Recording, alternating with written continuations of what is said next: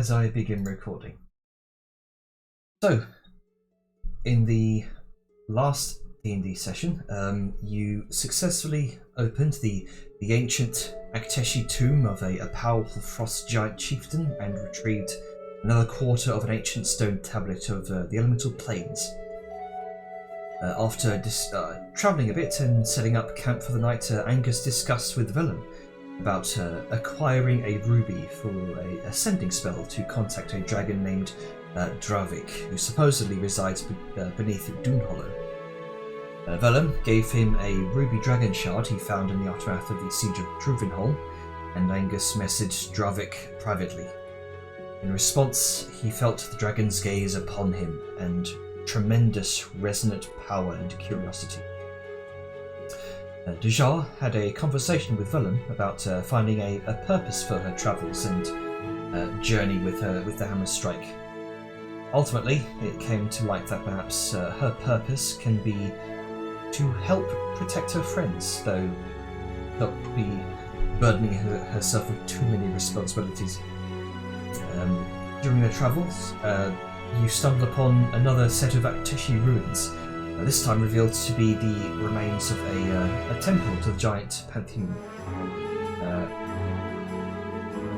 being Golgor, Skoreus, Stronmaus, Surtur, and Thrym. They decided to explore the area, found a large golden bowl hidden within the gargantuan ancient walls of the stone structure's remains. Meanwhile, Grunka found a nest with an enormous egg, but wisely chose not to steal it, as he had a close encounter with a slumbering Ankylosaurus that he had mistaken for a pile of rocks.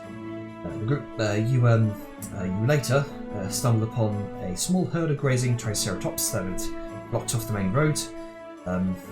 Knowing that they are aggressively territorial creatures, you opted to take an off-road route to bypass them. Delali spotted some predators stalking the young from behind, whistled to get the herd's attention onto these Carnotaurus, and nature played itself out. Dejar spoke to Angus later that same night about finding her purpose, and Angus suggests that perhaps her purpose can... perhaps she can find her own purpose.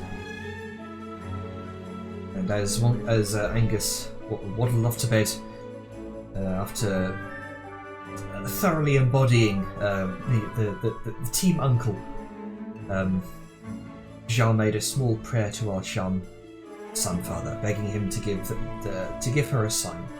And later that night, she had a dream of a sandstorm shrouding her in darkness, toxic fumes filling her lungs, and the light of a golden sun just barely out of reach. Finally, after a week since their encounter at Utir's tomb, the group arrived at Itzil. I'm going to bring you over to the ambient map here.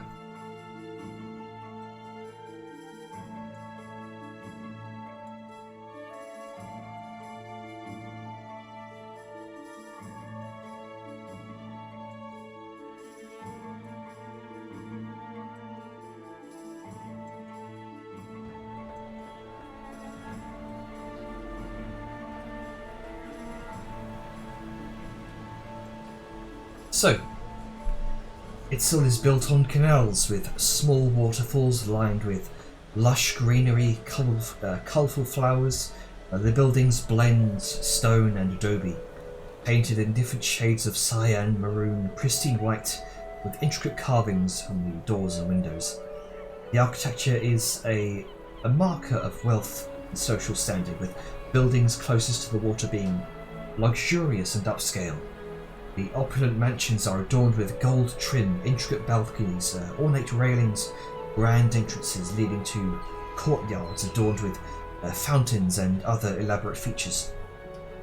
An enormous circular structure, partly eroded and trimmed with gold and valuable materials, can be seen embedded in the cliffside, with balconies and chambers providing stunning vistas of the sea, beaches and town.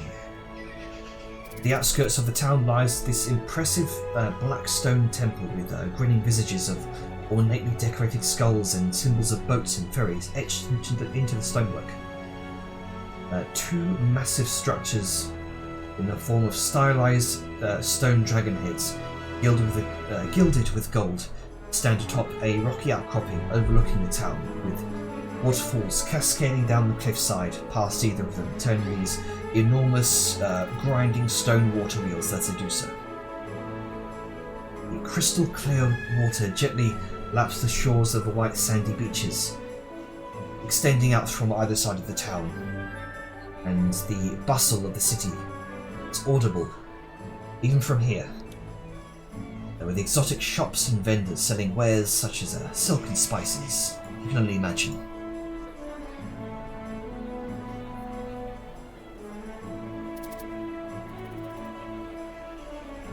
So, Hammer Strike and company, what would you like to do? I'm gonna give y'all a fucking earful, that's what. There he is. Yes, welcome back, my boy. Alright. Just on timing. Well, in seriousness, firstly, Atlas, how you feeling, buddy? I didn't really get to check in. I'm okay. I am okay. Alright, you let us know if something goes icky? I will absolutely let you know. Alright, cool. I love you guys. Anyway, onwards. Sightseeing, I assume, but Vellum is going to send a message to Rasmus through the stone, to the rough equivalent of, in 25 words, of "We've arrived, where are we going at what time?" And then send. Alright. You send that, you take the stone that Rasmus gave you, so you send off that message. A response comes back. Again, very in character for Rasmus. It's very short, simple, to the point. She says, she responds with, "I am at the resort, awaiting your arrival, my dears."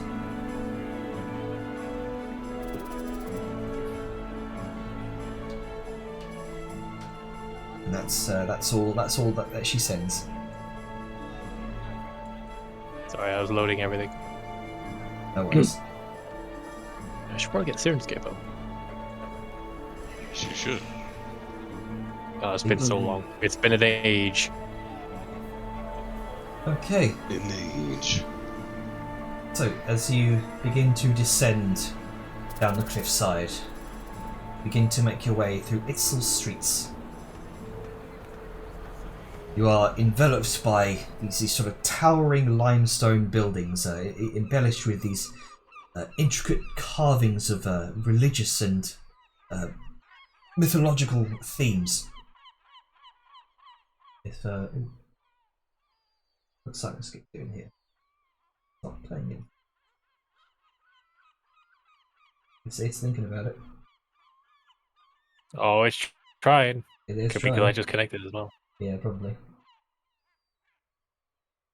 I too say we should blame Saber.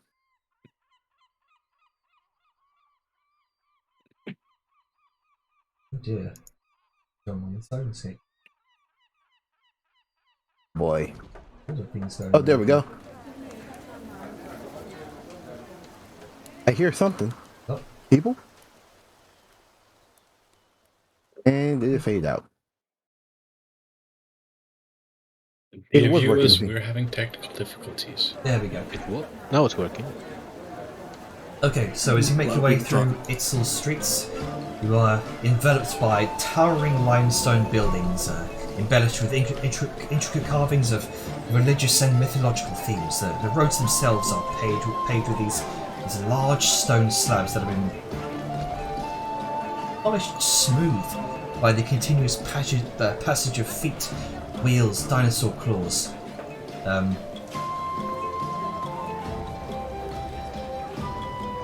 And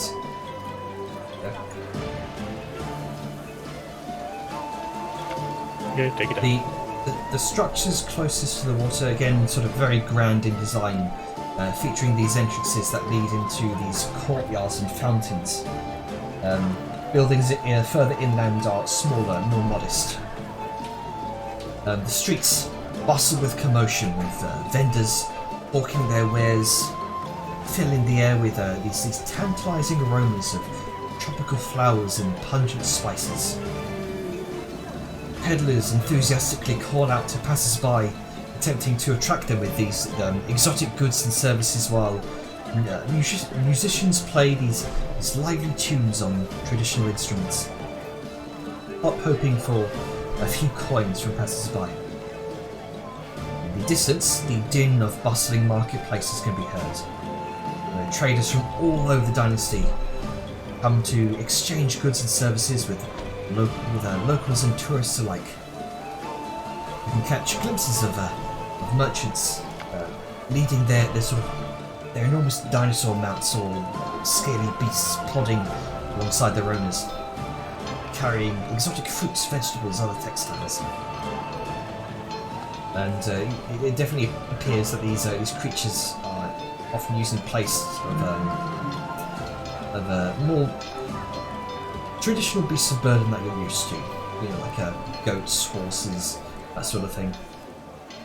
And this appears to be likely the case throughout the dynasty, with all sorts of, with a range of sizes and types, from the small, brightly coloured bird-like dinosaurs perched on their owners' shoulders to the larger beasts with a thick hide and clubbed tails. Oh, you do see the occasional llama sort of chewing on grass and vegetation. Many of these dinosaurs take a very similar shape to the ones you've already seen in your travels. Some are even used as mounts by the city's elites, adorned with opulent saddles trimmed with high-class silks, studded leather, gold embroideries. The area is filled with sounds of clacking claws, stomping feet, rustling feathers, and the occasional roar from a distant predator. Some merchants have even set up pet stalls on the streets, offering these exotic creatures for sale to the curious and wealthy. Stalls are a menagerie of creatures, from brightly coloured macaws to giant raptors widely used in the Dojin military. It seems that these creatures are treated with great care by their owners. The more vibrant specimens appear to be a symbol of nobility and power within the dynasty.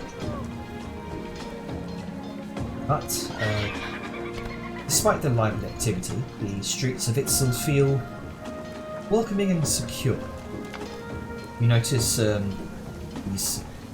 occasionally you'll see one of these gold chainmail and splint armoured guards, tattooed with red and blue face paint, which patrol the area in certain places. They're wielding these tall, gilded halberds and obsidian-tipped macropitals at their sides, keeping watch for any troublemakers or thieves. Utilali, as I can reposition my mic here, Utilali recognise them as the Zakazel, the civilian guard that maintains order and peace in the dynasty. Yeah, like very familiar with their highly capable individuals. Mm-hmm. So, welcome to Itzil. If I recall correctly, from plans that were discussed during the week, would you like to mill about for a bit, taking the sights, or would you just like to head straight to the resort? It's your choice.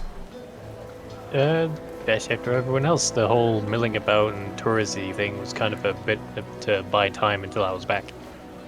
So I'm down with whatever everyone else wants to do. I mean, we could mill about, but at least head in the direction of the resort. Okay. Yeah, I think that would be better. Yeah, look you while we We go. may not see as much, but we will probably see some points of interest we can go to later, after we parked our shit and can actually unload for a moment. Yeah. Yeah, and your whole caravan here is being given a very, very wide berth, which, it's not unusual. It's for the good of their health. Yeah. Plus, you'll often see a lot of other large creatures as big as the steam hammer sort of making their way down these wide streets, and these streets are very wide, probably to accommodate many of the large creatures that have been tamed throughout the dynasty as beasts of burden. So it's very easy to sort of weave about, make your way through the streets. But eventually, you are able to find a place to suitably park your vehicles here. Presumably among a number of other caravans and carriages that have been set aside here.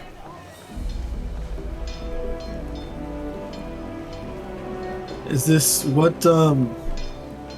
Which? Is this like? Sorry, when we're parking, are we parking at the resort, or are we parking elsewhere? Best you know, Talali. I think we parked close by. I imagine you've certainly been to Itzil before, Talali, but you've actually, I think you're a pretty high status individual. I think you probably would have been to the resort before. Mm-hmm. I'm just wondering if this is like the terrace. Is this the Ember Room? Is this the resort itself? This is. There is no actual room to park a vehicle or a large dinosaur at the resort itself. It's The parking garage nearby. Ah, right. Yeah. Okay. We're gonna have to pay parking. That's how they get you. There is suitable quote-unquote dinosaur parking nearby. Good old dinosaur park. Yeah. There is a large stable nearby that you can make use of, but not used to taking large mechanical vehicles, but it will suffice.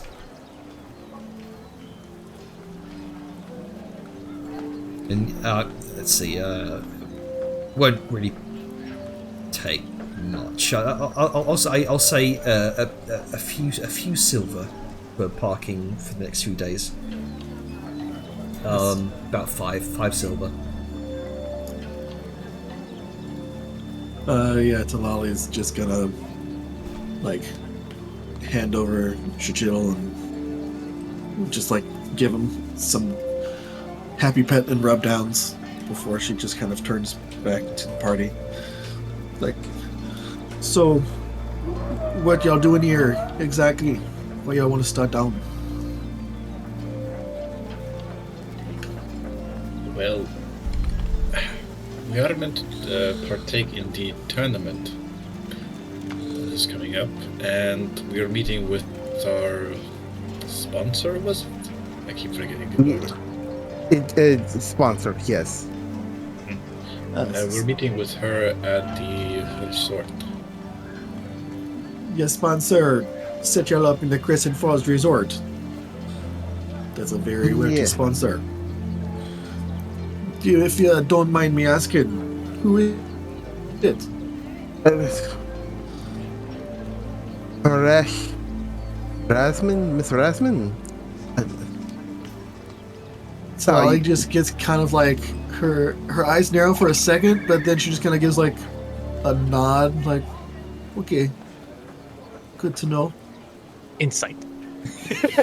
Make an insight check. It was a half joke. I don't really have anything that you can't read minds with insight. I can only read behavior. Anyway, I'm curious though. I mean, if you wanted, it's not sure.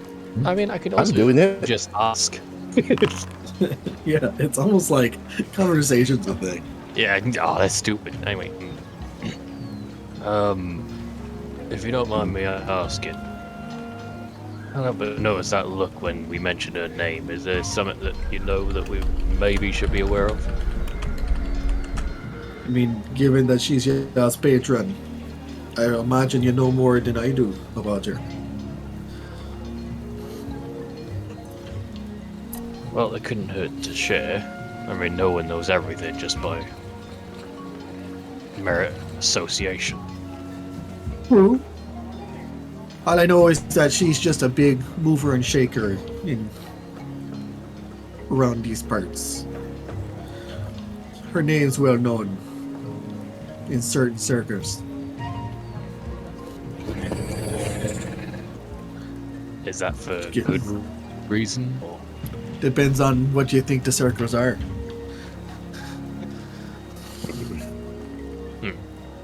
Well, thank you for sharing. She's gonna give just kind of she's gonna look over and be like, don't worry, pious man. She tends to have good intentions. Well, I know that much, but like I said, you never know everything about someone. So I just kind of gives a shrug. True. But I mean, she's putting you up here in this fancy resort. And she's having you in the tournament.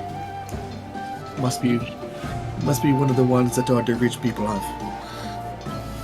I can only figure. She said she'd arranged something while we're here, so... work then play. Sure. Well, while y'all work, good. I'm gonna start playing. And she's just gonna like start walking through. She's gonna pick a direction and just start walking into town. See you later. Gives just like a silent wave back.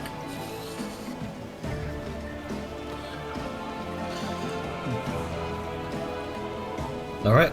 Right. Interesting person. Indeed. Well, world's full of them. I don't think Never she a dull is. moment. Fuck you, Raven. Well, never a dull moment around people.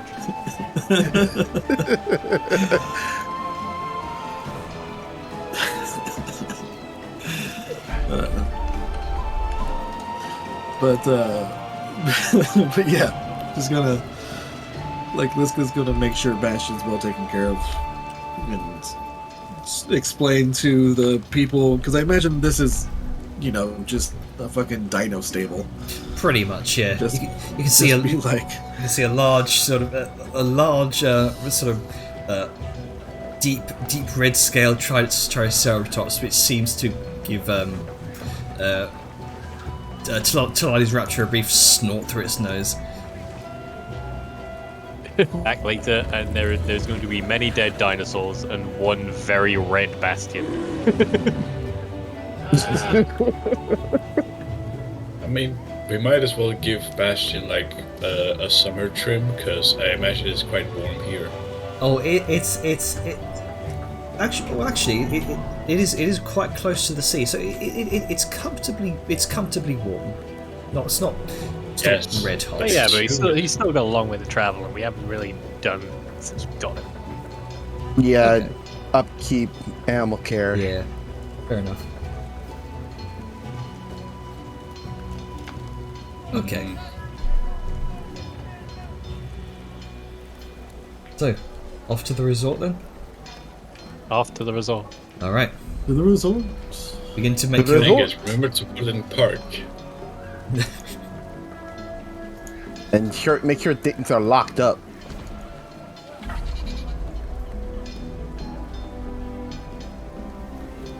I think fucking the Steam Hammer has the best security in terms of not getting stolen, because it literally cannot fucking run. Yeah. Yeah. That's the steam hammer. I'm talking about the Made it wagon. that way. Okay. So you can kind of make your way through the streets of Itzil. Down this large sort of central terrace which seems to dominate the entire town here. You kind of turn off towards towards one side street, towards or asking around a bit. It is soon indicated that large circular structure that you can see all throughout the town, sort of embedded into the side of this cliff, opposite end of where the beach is. You follow that path towards this long, winding causeway that seems to stretch up the cliff and up to that structure itself. But you have to kind of wind your way through the street to do so. But as you do, you hear what sounds like a cacophony of screeches and growls coming from a nearby alley. And as you pass, you see this pack of small, scrappy scavengers with a rough, scaly skin, jagged, sort of razor-sharp teeth, rooting through a pile of discarded waste. They kind of look on with these beady, intelligent eyes, sizing up and seeing if you pose a threat. We do, just not they do. Nope, gonna fuck them up. But as Talali is with you, is not with you. You don't know what these creatures are called. But so hey ho. It's a mystery for the ages. Yes. They look like scavengers, best you can tell. Probably the dynasty's equivalent of rats. They seem to have taken up that niche. But regardless, continue on past these small, feathered, hooked, clawed creatures. You continue making your way through. That was me saying tiny rats. Carry on. Yeah. You continue making your way through the bustling streets of Itzil. You also notice. So I just want to say, Talali left because I thought we were at the resort. Oh, you're not. Like, why would we be putting like cards and stuff up? It's like we having the just party be miles away from Yeah. where you Like that was right. that whole thing. Sorry, are you saying that I we're going to get rid of all our vehicles and then just walk through the city? Yeah, I misunderstood. Sorry, my bad. Well, no, I mean, like, that is the question, though. Is the cart and the steam hammer not with us? Is the party just walking right now? The cart and the steam hammer are not currently with you right now. You've set them up in a sort of designated, for lack of a better term, parking area. Yeah. Okay, and the parking area is in relation to what? The resort or the entrance to the city? It's right now. It's not at the resort. It is close to the resort. You're gonna have to make your way through a few streets to get to the resort yourself. It's like parking at a sort of parking in a city and then walking to your destination. Okay. If that makes sense. I think they'd have specialized. Well, a little bit of a walk won't kill us. It's weird, but it won't kill us. A lot of verticality in the city, though. Watch out. Yeah. You might not think it's a big thing until you like walked more vertically than you have horizontally. It's like the residential areas of San Francisco. Very lots of hills, lots of stairs. But thankfully, Rangus. oh yeah, you do notice that some people, some of the more elderly and more infirm, appear to be using similar constructions to those large golden discs that you saw in the Library of Quetzali, made sort of wrought from stone. You can see as one elderly resident of the town approaches this large set of stairs. A nearby guard kind of briefly waves a hand, and the mosaics sort of embedded into the ground seem to arrange themselves in these circular stone platforms, which sort of slowly hovers this elderly person up the stairs, their destination. fantasy escalators. Nice. No. All right. Enjoying fantasy escalators. As you kind of make your finally do reach that long causeway that zigzags up the cliff, the natural beauty that begins to surround you is stunning. The resort is nestled into this towering cliff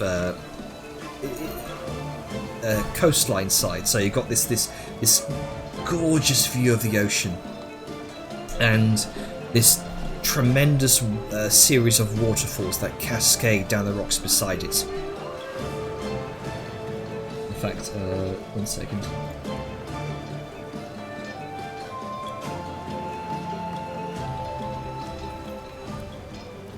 Here we go. Suitable music.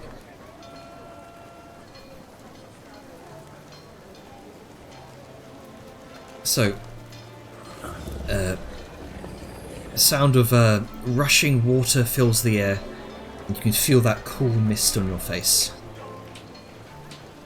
And looking out to the sea, you can see turquoise waters of Itzil's Bay, shimmering in the sunlight.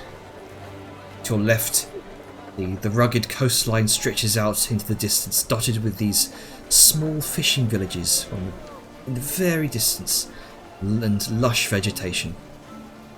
To your right, the coastline curves gently, leading towards the horizon and the open sea beyond. You pass colourful gardens filled with exotic flowers and plants. The scent of sweet jasmine and blooming hibiscus wafts on the warm sea breeze, mixing with the salty smell of the ocean. However, as you're kind of continuing upwards, the steep cliff face to your, this would be your right, I believe, drops down steeply to the sea below.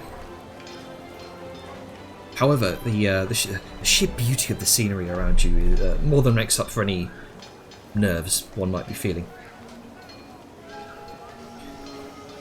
As you approach the entrance to the resort, you can see the imposing structure of this entrance disc before you, nearly 100 feet in diameter. The sound of soft music and the scent of incense fills the air. You can see the balconies and residencies carved all along the wall of the rock. And you see two imposing Zakazel guardsmen catch your eye, standing tall and confident with their gilded splint armour. They sort of grip their spears tightly and scan the surroundings with a keen eye, exuding this sense of formidable training and experience. As you approach, they both take a step forward, their eyes kind of lock onto you. One of them speaks in this sort of deep, authoritative voice. "You got a reservation at the resort?" Vellum is going to pull out one of the golden slats, for lack of a better term, tickets, quote unquote. There's a moment of surprise as he seems to catch sight of that token, and they both look to each other and they quickly adjust themselves and sort of bow their heads. "But this way," and they kind of lead you towards the entrance. Sorry? Can I say over the earrings? That was spooky. No kidding. Why is it spooky? Well, they get people here a lot. So why is it so strange that their whole body language changed the second I showed one of these?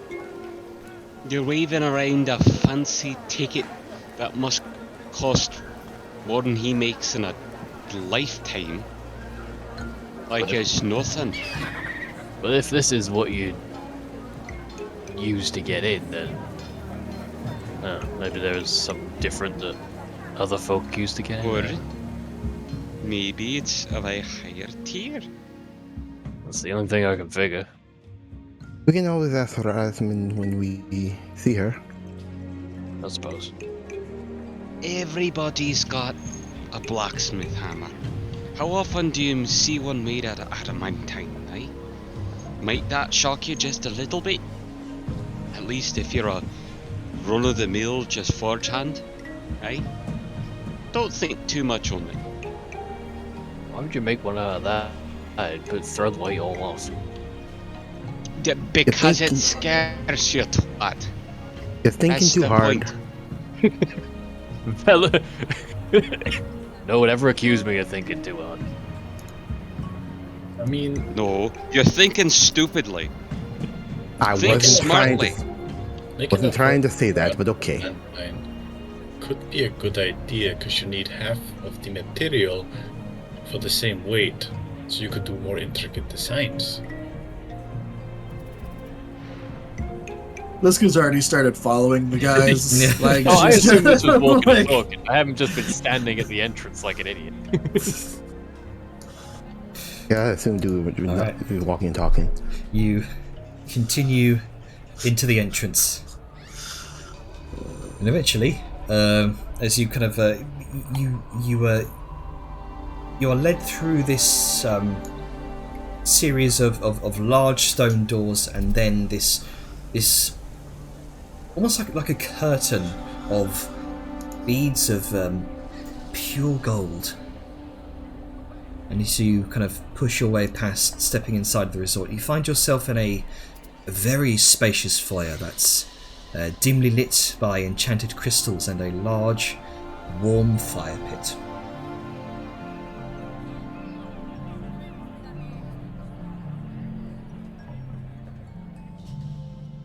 I ain't seen. there is no war in Bossing City. Just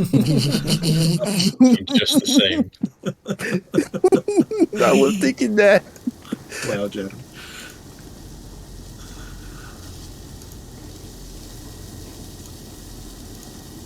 Oh god, I The- just tapped back in. Yeah, you ain't kidding. Yup. The walls are adorned with intricate murals and tapestries depicting scenes of Tahosian mythology and history.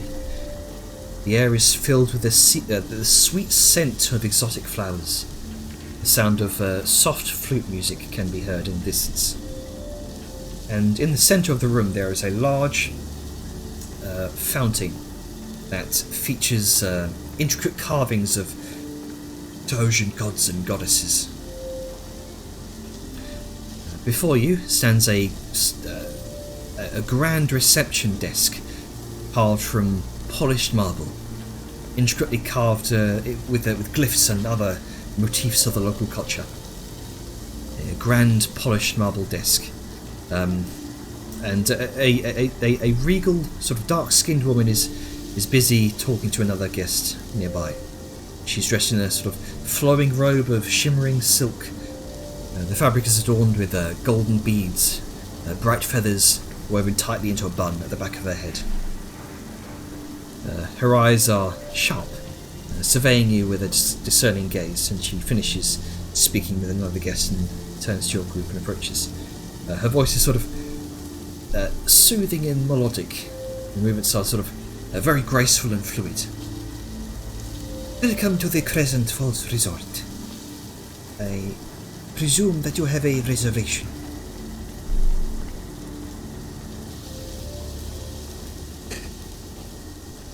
Now Yes. gives a look to Vellum.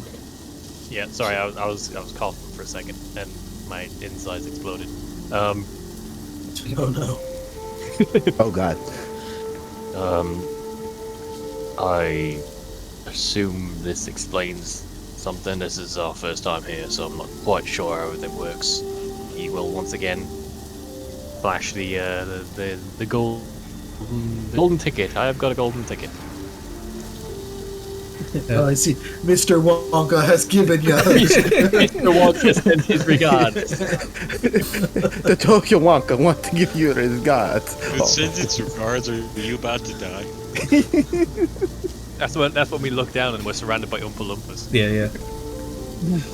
but Orange That's how they get you. dinosaurs. They stay out of your It's eye just line. Veronicas It's like spray Kyoshi. painted. Yeah, that's why I have Grunka, just to make sure we don't get snuck up on. Exactly. He's the So, anti-lumper. As you kind of flash that that sort of solid gold slat in your hand, her face has been sort of very, very stoic and there's a lack of expression to it. And as you flash that, there's this immediate raise of a brow. Oh, then all expenses have been paid for it. It seems. You are the Hammer Strike, yes? That would be us. Everybody here's got a hammer of some kind, so yes. Noted. Well, allow me to show you to your private accommodations. That's very kind, thank you. She regards you with a nod, and she begins escorting you through the resort. You pass beautiful hallways lined with burning sconces and intricate carvings adorned with colourful murals depicting these various scenes from presumably ancient Trojan history. The air is cool, refreshing. The faint scent of burning copal lingering in the air. You approach this large, very finely polished wooden door, and you're each given a small golden ring. She says, "These will allow you to access your private abode here at the resort for the next 3 days. Simply hover it over your door and it will unlock by itself." Do we each get one? Yep, you each get a golden ring. So much gold. So I much get ring. why, but Fancy. it's like here's your door keys. They're made of solid gold. Okay, it's Tanzia. Okay. Gold is Tanzia. prominent. And we got VIP tickets. It Yeah. makes sense, but like, damn. It's like that fucking DuckTales bit where it's just like our trash cans are made out of gold. We Yeah. literally don't need them for anything. Speaking of which, this door itself is sort of intricately detailed with gold accents, carvings that sort of all meet at the centre, depicting the stylized rays of a sun.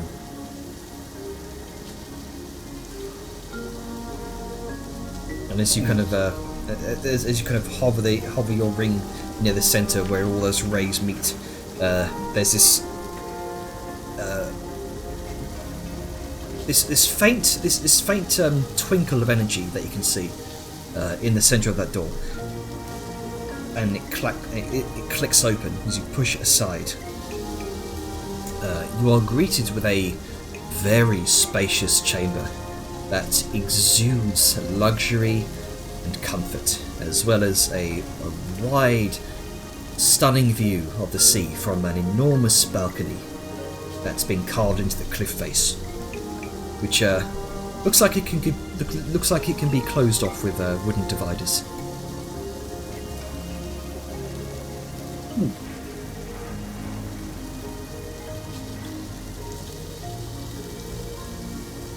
Oh well. I know, Gene. Ooh, very fancy. The living space is spacious, airy. The walls made of smooth, polished stone and adobe painted these vibrant colours. The floor is covered with intricately carved sort of smooth stone. That's, as you kind of step in, it seems heated stone floors. There are comfortable seating arrangements made of these plush cushions, woven hammocks. The furniture is ornately carved from dark wood and adorned with gold detailing. There appears to be multiple grand rooms in this place. There are multiple sleeping areas. It's less like a single room and more like an ensuite apartment. In one portion of the room, there's a large kitchen area with polished granite countertop, copper pots and pans hanging from the walls.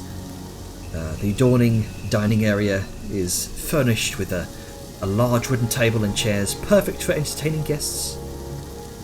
The washroom is fitted with a large bathtub made of polished stone, with a view of the sea through this large balcony from the side. The sink itself is made of sort of hammered copper. The walls decorated with intricate tile work in bold colours, and plants and vines decorate the entire complex, giving it a sort of natural feel.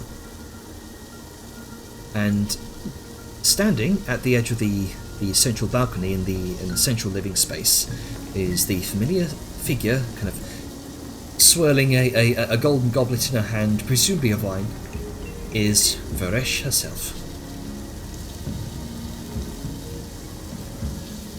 I was just eyeing the overabundance of everything and just wondering what kind of fucking cost Varesh has incurred.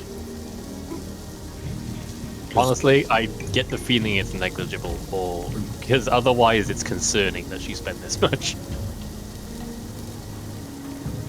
Woman has money. He can use it as much as you wish. Very true. Varesh Hello, turns Mr. around. Rasmund. Hello, Mr. Rasmund. Only you can make an entrance without actually arriving. Good to see you too, Willem. I'm certainly glad to see you're all still alive. But since we last spoke, I hope the travel wasn't too taxing. Now just gives a look to Vellum for a moment. Fucking at me. I'm being polite. Shut the fuck up. It was Sorry. alright. We had a few minor hiccups here and there. A dragon, but we dealt with it. Oh, I know about the dragon. I'm talking about the local wildlife. It was interesting. I was being sincere. A lot of big lizards. And Sao just gives a slight look back to Liska with a smirk. Well, welcome to Tanzia, my dears. It's okay, Imala. I will hand it from here. And with that, the assistant sort of nods her head, makes her way off. So, welcome to the Crescent Falls Resort, my dears. I hope I wasn't. I hope you like the look of your accommodations for the next 3 days. It's very spacious. I do have to wonder, especially since we got a lot of looks on the way in. How out of pocket you are with this? I wouldn't worry about it. I'm A, gonna worry, and B, gonna insider on that. She didn't answer my fucking question. She didn't really Excuse respond. me for one moment. Phil, would you lean down here a moment? Just look a little lower, lad. There you go. You smacks him upside the back of the head. Not super hard, but our boss is paying us to a fucking vacation. I get one of these every couple decades. Don't you go off ruin it being fucking humble and worried about. You have any idea how much money we're making her? If we didn't make her at least this much, she would fucking spend it. I'm gonna eat so much crap covered in gold, and you're not gonna ruin this for us. Us, right? I did not ruin it. It's already That's what you're sorted. doing. No, you're doing it right now. Don't give her back your paycheck, you twat. I'm not planning on it. I could show Okay, concern good. without giving it all back. It's called courtesy. She's our boss. Oh, okay. Relax, I'm not gonna blow anything. Well, you can courtesy me by the buffet. Fuck you. So just softly chuckling to herself, because, yeah, she can listen in on this. Yeah. No, He smiles and winks, and he goes back to it. You know, it's all kind of playful in the way he's doing it. He's not actually like super mad or anything. Well, either way, thank you for arranging everything. I've been a little lost since I got here. It's all... Well, it's out of my wheelhouse. All this fancifulness. Well, the resort does provide a number of services that are all expenses are paid for with that token that you have in your hand. Perhaps I Do we might have to continue to like carry the token on us or something? Like, do we just be like, if someone asks us for money, we just flash the token, or is it? Does nobody? Can you just get everything you want, then they give you the bill at the end? Precisely. And she gives you a wink. Just keep that token on you, and the staff here will know their place. Okay. Ooh, Interesting. I'm not sure how I feel about the way you phrased that, but I do love the idea of unlimited access. Well, it's the service industry. They know what they're doing. Yes, they do. So, They're going to serve us? I wonder about what other things are here. Well, I'm glad you asked, Dejar. For one, the Temple Spa offers a series of tranquil bathhouses where one can relax and recharge with a variety of treatments, including magical massages, which use spells and enchantments to release stress and ease muscle tension. Elemental baths, infused with magical energy, are designed to restore balance and harmony to the body's elements. And spiritual cleansing is also available, performed by trained Banzalan priests and witch doctors. It helps to remove negative energy and purifies the spirit.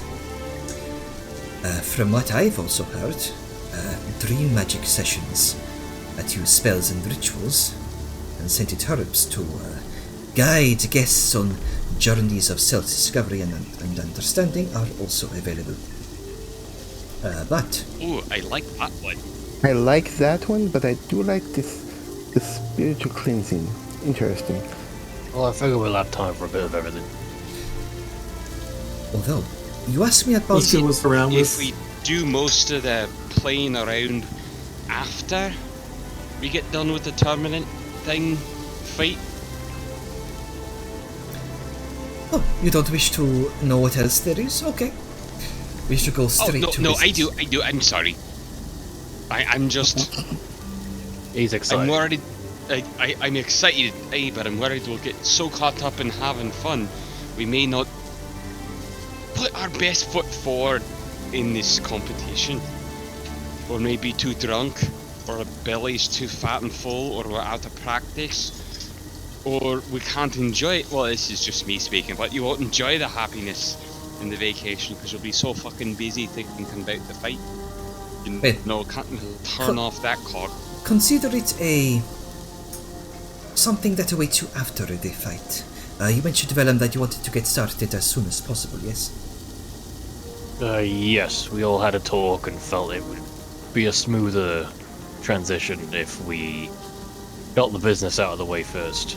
Then we would be free to relax as need be without bouncing back into the fray.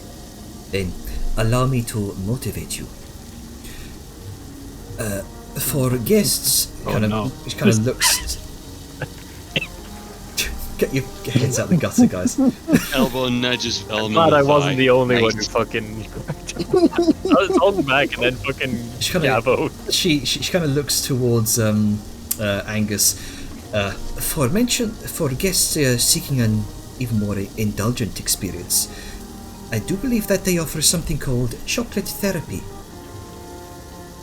where one can enjoy the decadent pleasure of chocolate-based massage, facial or body rub, leaving the skin feeling soft and silky from what I hear is a special blend. Well, now, hold on there, Vellum. We can stand to relax and unwind at least a little bit before the fight. It's partly you're right. Oh right, yeah. Don't, please don't ruin this for me. Yeah, Well, Going when to when be is there when you're done. when is the fight happening? Yes, that is important. Because that will kind of dictate what we can do. She kind of looks outside as the sun is setting. It's getting towards evening at this point. If I set up the timing correct, it should be tonight, actually. Or as soon as you are all ready. You know, I think tonight's pretty great.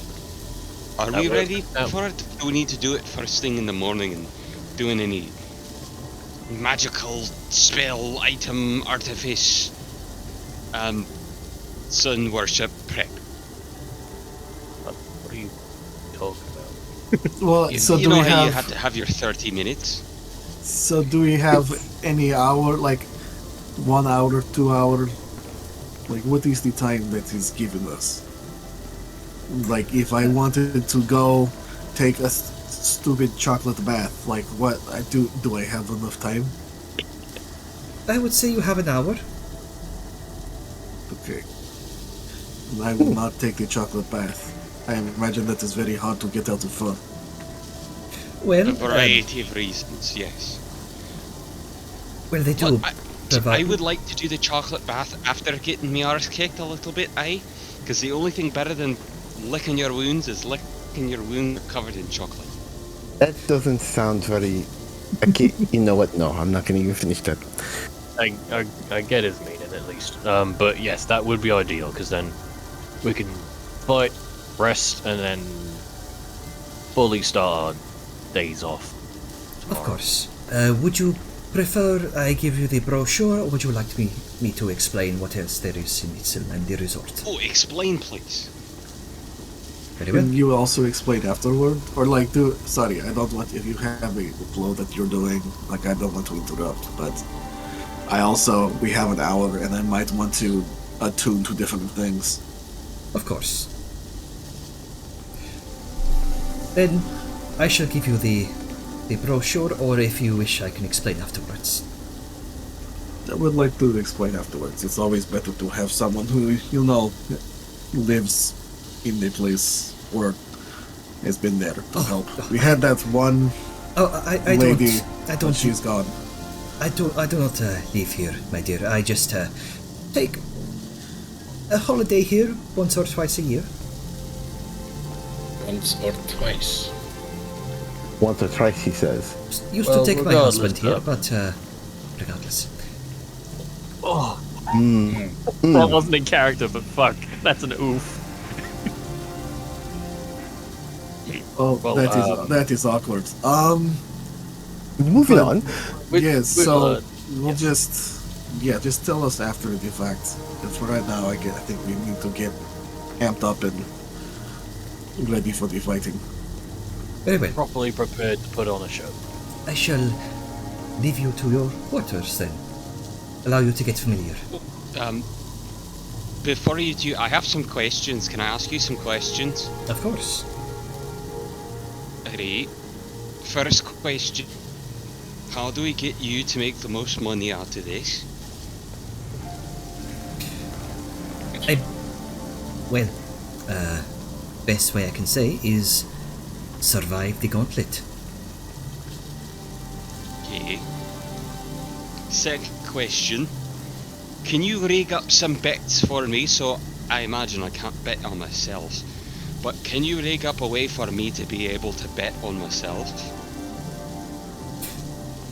She gives you a quirked brow. I'm not sure that will fly, but I will see what I can do.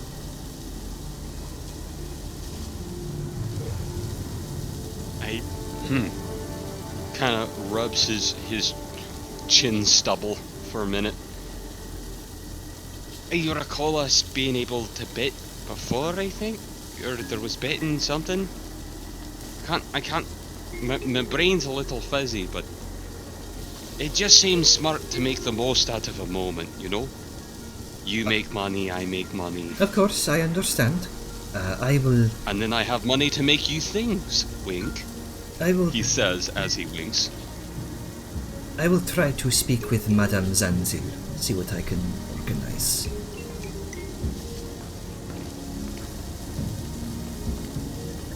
Well, in the spirit of keeping us alive, I do have a few things for you, Angus. Is it money? Because I would very much like money. No, but it is almost as good. That works. Almost as good is good. I mean, it'll keep you alive to spend money, so... I appreciate that. Wait, Madam who? As he kind of turns over to Rasmund. Madame Zanzil, she is the owner of this establishment. She's owner of the resort. If I can't bet on myself, then would talking to her work? Isn't that kind of the point of going through like a middleman? Or am I not understanding the way this works? Well, she is the host of the Crucible here. I speak through her to organize the betting odds. Oh, okay. Yeah, that works. Right then. And if we can't arrange that, and I can't bet on myself, that's fine. But hypothetically, if you knew somebody that would want to bet on me, maybe we could split some of the profits if we do it to the side, aye? She kind of thinks for a moment. You can see her. Listen, I'm kind of broke trying to make money. You can see as she's been talking, she's been idly sort of rolling a gold piece through her fingers. She gives a deep sort of thought.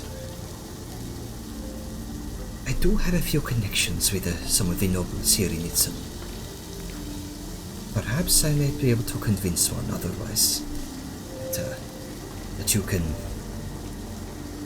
pull your weight in the arena. Nice.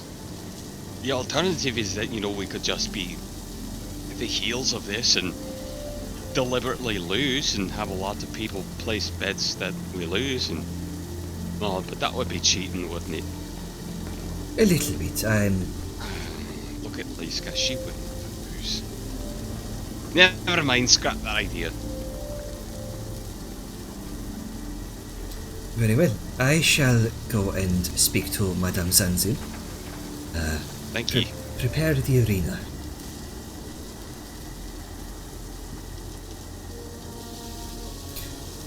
Before she heads out, let's be like, Mr. Asmund, do you happen to know the kind of creatures that we will be facing? She kind of thinks for a moment. I don't know exactly what you'll be facing. Our host is rather secretive, but what I can say, my advice to you is to use the terrain to your advantage. See, the arena is designed to shift and change during the fight, signaled by the beating of a drum. There are specific patterns that the terrain will follow. It will be very similar to what you will experience in the Ring of Cross. So, think of this as a practice run before the real show. Oh Okay. boy. You will have a short 30-minute rests between each fight to re-strategize and tend to any wounds you might have sustained. And as she explains this, for the purposes of this, it will count as a short rest, with the caveat that you can only use half your hit dice. Reasonable. Gotcha. Per quote-unquote short rest or total? It's Does like it replenish abilities retained on short rests? That's a fair point. Actually, I didn't think of that shit. Wait, what was the question? Or what did you say, Alice? Will it replenish our abilities that are refreshed on a short rest? Short rest is usually about an hour. Oh, yeah. No. I just didn't think so. I I would. mean, if we go by the ruling that only half our hit dice can be used, why not have it be pick one feature that is refreshed on a short rest if we have one? Because it's just if you have a feature that refreshes on a short, you take a short rest, and all of them are refreshed. True. Quick question though, 'cause it's just a general rule question. With attunement, does it take an hour to attune to each object? Yes. Yes. Yeah, it's So I need the 1 hour an hour attunement. to do multiple things. Correct. You need Well, multiple I have time hours. to attune one thing. Yeah. I'm still considering what I should flip around. I'm switching my dex to my strength gloves because, yeah, my dex is decent normally. Strength, not so much. So, what I will say, this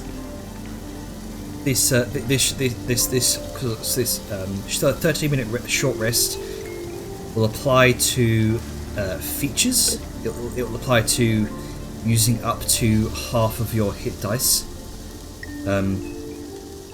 So so you know, if you plan to use like your entire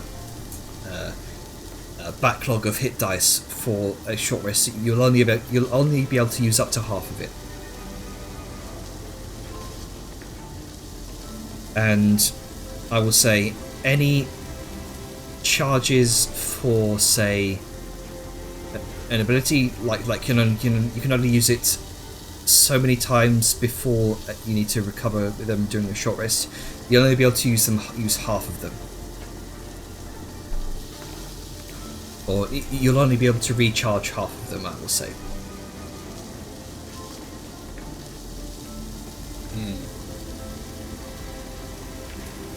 If that makes sense. Any ability that's that just fully recharges during the long rest, yeah, that will fully recharge. In the short rest. Okay. But Cool. but anything that can be used twice, you'll only recharge once. Okay. So, like, for the purpose of me gaining my channel divinity, or the spellcaster's ability to get their spells back at a rest. Okay.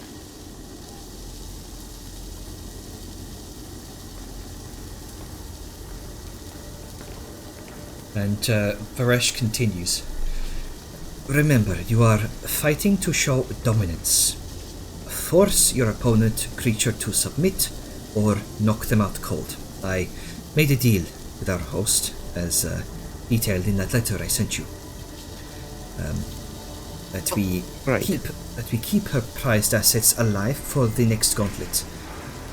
Of course, I've also clarified that if worse does come to worst, I would rather all of you be alive than the beasts. But I'm sure you'll be safe. Question. I know you said she's very secretive about what she has, but is it local fauna? It is or very. is it? It is very local. It is very local fauna. It is mainly creatures captured by the Hunter's Keep that have been very troublesome in the surrounding lands.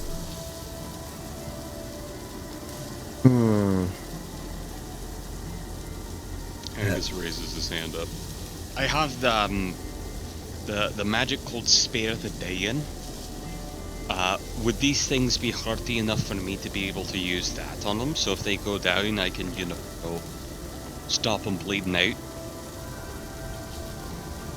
What? I am not familiar with that spell. Oh. Basically, if something's bleeding out on the verge of dying or the like of that, but the hurt hasn't fully stopped, I can keep them from getting worse. I spare them from dying, but it doesn't make them wake back up. Now that I is have very. to touch them though.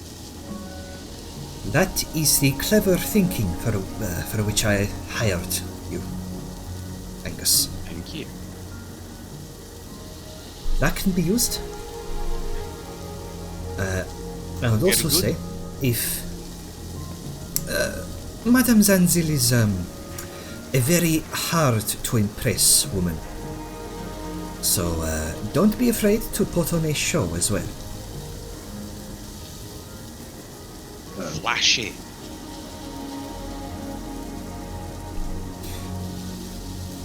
Now, do you have any other questions?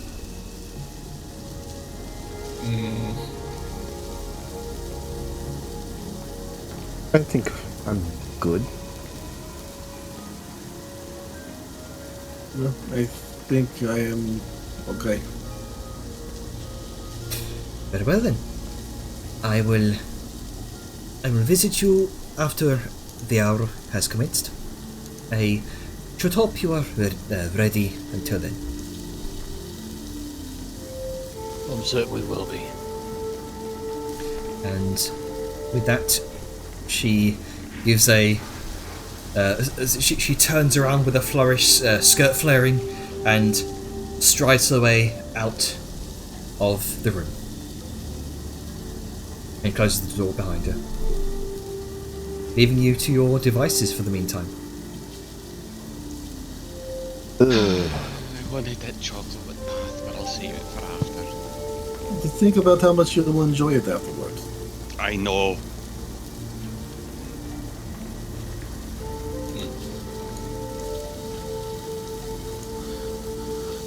Okay, so I don't know if I want to. I don't know if I want to get rid of my winged boots for like ring of acid protection, or if I want to get my braces of archery because I got this big old bow now. But like, I don't know how I feel. Because as soon as she said, as soon as she said that the terrain is going to be changing, I was like, oh, winged boots are actually pretty good, because I was originally going to get rid of them. But if we're going to have, like, if it's going to be changing all the time, I don't know.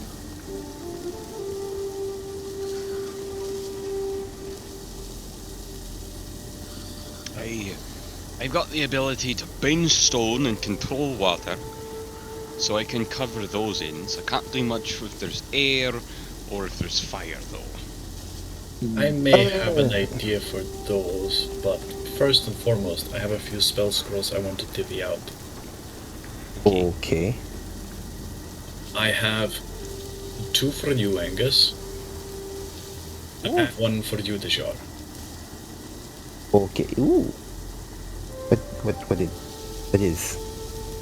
And with that, Sao will pull out a spell scroll of Dimension Door for Deshar. Nice. I like this. Yes. You see a brightness in her eyes. Just see that.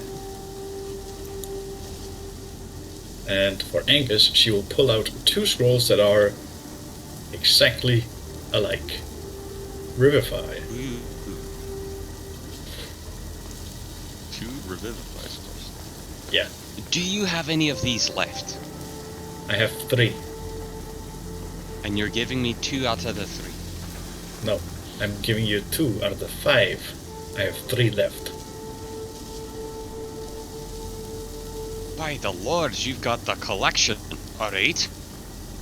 Well, now I have one for all of us, including myself, which I can't use, so you'll have to take it off of me or use one of yours.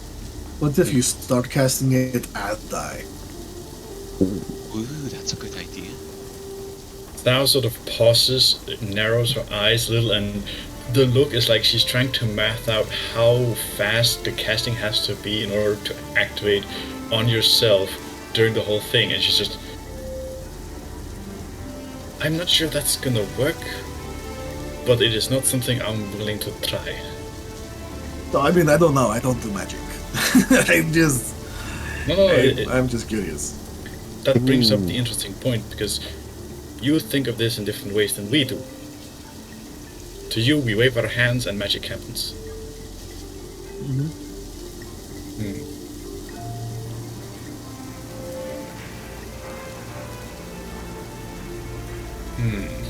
To be fair, waving hands and magic happens is pretty accurate. It's a very simplistic way of saying it, but yes. I mean, some people are simplistic but effective. I mean, again, I'm not saying all, but yes.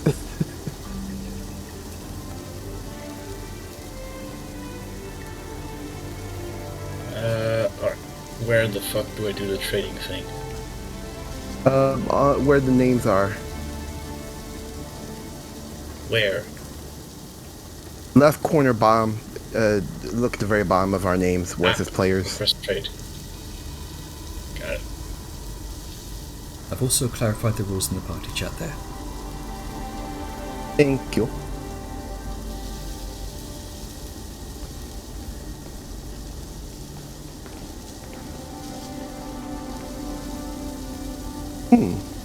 Thank you. Awesome. I've been sitting on a bunch of scrolls for like a while, and this is like an apt opportunity.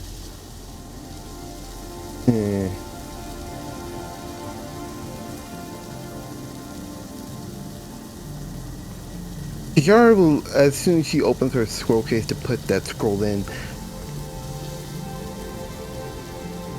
Ayun, do you have... Can you use, Misty Step?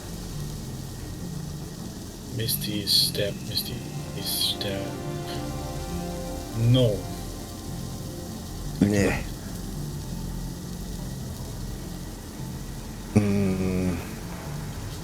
Ooh, wait a minute. Hey, Sal, is there something that you can do, like, because I have been told I am very hard to, like, jostle in combat. I don't know if that's the thing, but have you, like, have the item that lets you do spell stuff, right? Like, with turn us all invisible?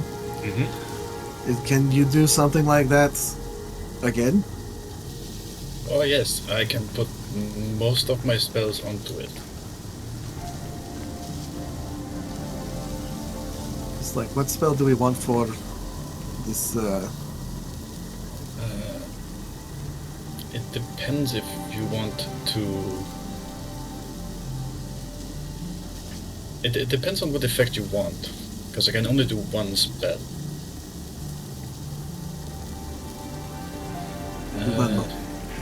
It also depends on if you want to keep the concentration on the spell or if you want to Give me a second. do something else. I could put blur on it. It makes you rather hard to hit, even more than you already are.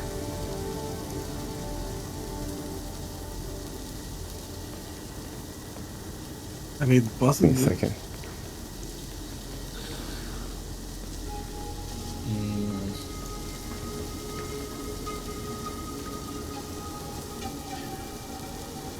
I could put protection from poison on it, and that lasts like an hour, and no need for concentration on it. The Yar comes up to Sal with a scroll.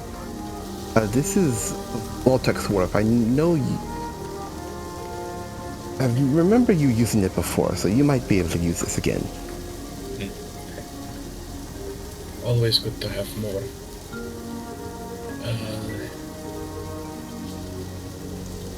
Blur is a good option for most of our fighting party. Granka, you, even Vellum. But the Drakaya should concentrate on it for it to maintain effect. You realize they had trouble with staying dropped concentration on a spell before. Remember?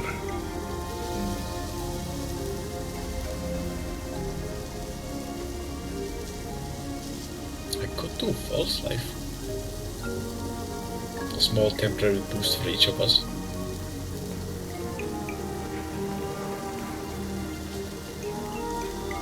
But doesn't that spell kind of give you, I don't know, the straight tongue word, sitting duck?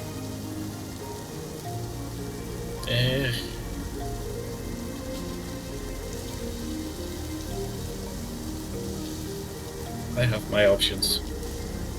He just shrugs.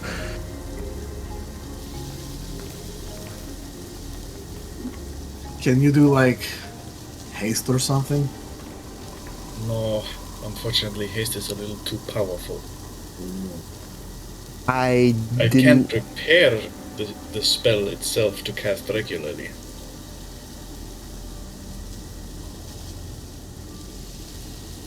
Which probably should. Probably.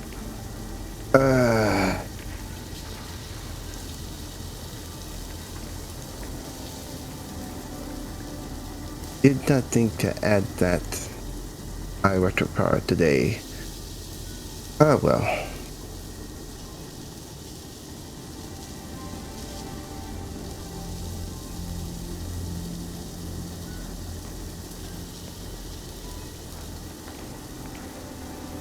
Like, to aid. Give each of us a more permanent boost in health for a moment. That one moment is like 8 hours, but still. Everyone thinking and strategizing. Oh yes. Well, we gotta make sure we're properly prepared.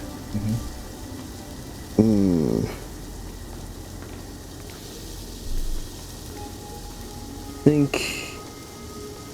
might be the plan.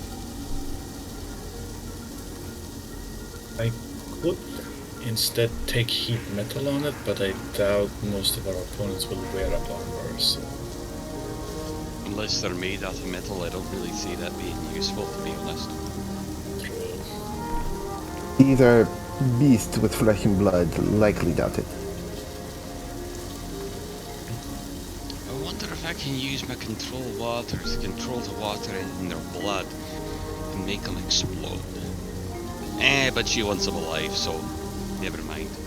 I think that counts more towards blood magic and... What? controlling the water inside the body. I have a...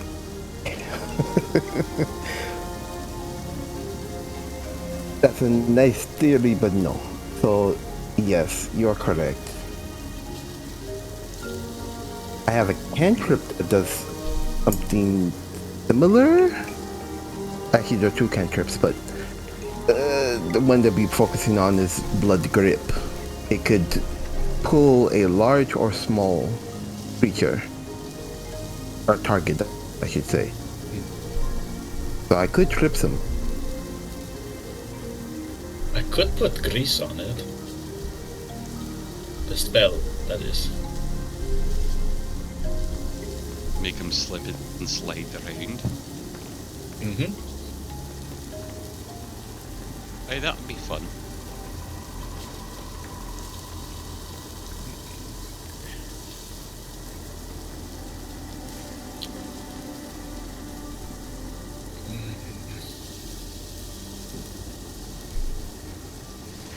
Let's see, something else that I guess we need to talk about.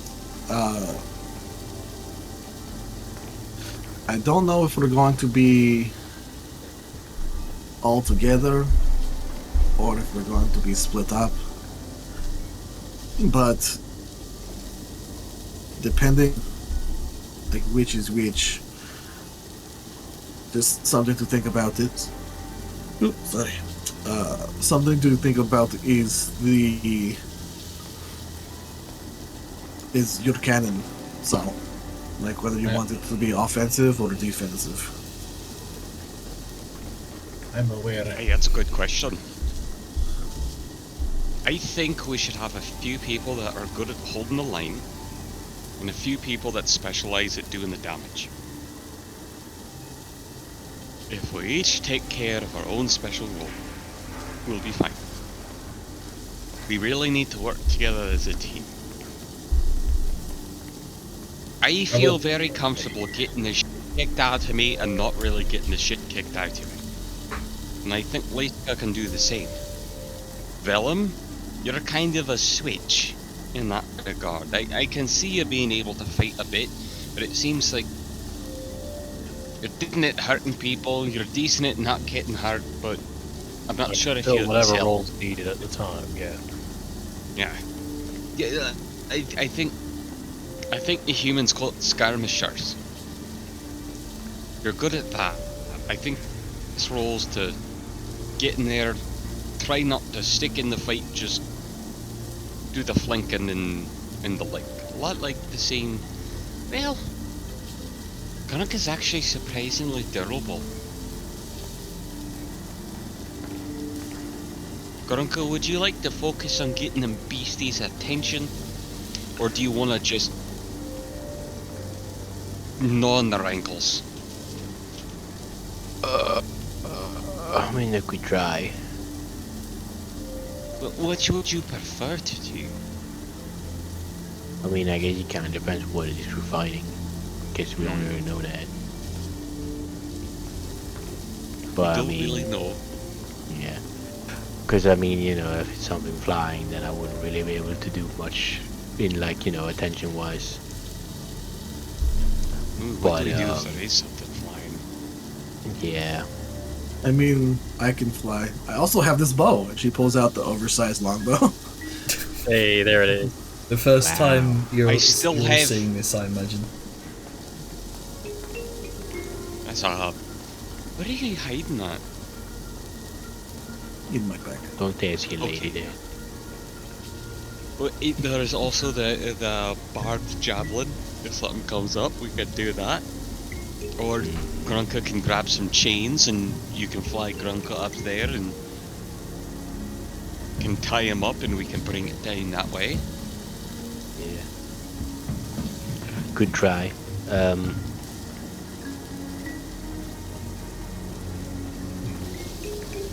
I mean, I am good at potentially getting things on the ground, if that is... Like, if you're okay with that. You know, my whole thing about locking people off their feet down. If something is flying and you get up there on your boots and you're smacking shite out, are you able to knock it down and out of the sky? Yes. It seems like whenever you punch somebody, they stop dead in their tracks, but how does that work if you're flapping? If it's Well, too if stunned your to brain- flap, does that mean it if- falls? Well, if your brain stops working, you tend to forget how to fly. And you fall.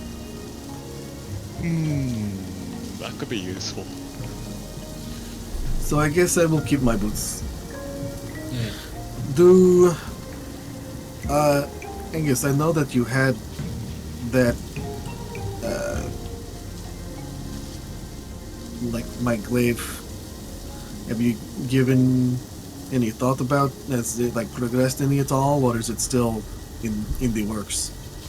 The one I made from scratch is still in the works. Unfortunately, the big problem is in order for me to be able to do what I need to do, I have to have that thing from the library, man. So we have to get to that before I can actually, you know, have the resources I need to be able to finish this. Okay. I also need to find some bleed dragon scales. Maybe I can get those while I'm here. Perhaps. Sorry. The bite isn't ready yet. It is okay. Let's see. I think. Okay, well, that should be good. Out of character, I keep forgetting that Liska has reach down. Just inherently How by did she being get large. reach? When we revamped Mountain Oh yeah, Folk. just because she big, she thick. Yeah. I keep forgetting that she has reach. Okay. I think I should be good for now. So, if there's a lot of creatures, try to turtle up, don't get surrounded. If there's one big creature, spread out a bit more so we're not as susceptible. If it's flying, I'll get it down to the ground. If it's casting or something, if it's magical, she points to, like, the mage is like, that is you. You do your thing, we'll take care of it. And, after you neutralize the magic. Gotcha. Like, alright, everybody good? Almost. I do have one Question. No, you go first. Right. He's gonna rummage into his bag and pull out a fancy-looking shackle. Who wants this? It comes in a pair. What is that exactly? If we're close enough by, it helps you not be hit or harmed by effects so much. You'll take a lot less pain from any strikes you get, but then the caveat that I share it. A wound will be half as deep on you, but appear on the same place as me. That might be best served on our squishier folk. Oh, or perhaps the people the Jar or Sal, if they're going to be doing stuff that has concentration. Like, is that the term that you used? Concentration. Concentration. That makes it easier for them to maintain concentration. Yes. It actually will, yes. With what I have Because planned. not only when you have to concentrate on magic, not only is it more difficult, the more painful it is, eh? But this gives you a supernatural bonus. It's a divine blessing of sorts. My assuredness in it means that it's easier for you to be assured in yourself. You know what? If that I makes think sense. you want to take it, Sal, or should I? You should probably take it. Alright. No Which one of offense. you is going to be concentrating more? Yes. Probably her. That'll be me. Plus, Sao still has a good deal more armor on than Jar can. That too. And the jar has a history of, Listen, he hands the other one over. Listen, I feel your fuck-ups. If it's out of your control, I'm happy to help. But please don't start making rash and stupid decisions, because you know it won't be so bad. Because it will mess me up some too. So let's be tactical, eh? I'll be really calculated in my moves. Yes. Please and thank you. Sao, question about your turret thing. How... I know you can switch its use. How often can you do that? Does it take a good amount of time? And since this is kind of a bit of a gauntlet type deal, Ian, Well, if we need to have that buffer of vitality to us, are you going to be able to change it in between, or is it just a one and done decided? usually, I can prepare one use a day. Besides that, I have to expend some level of magical energy to reconstruct or reconfigure it. Right. So It is if doable. we need to, it can be done, but at a cost. Mm. Right, well, we can keep it offensive now, but if we're getting the shit kicked out of us by some bad turns, then we'll approach that option in the in-between. Yes.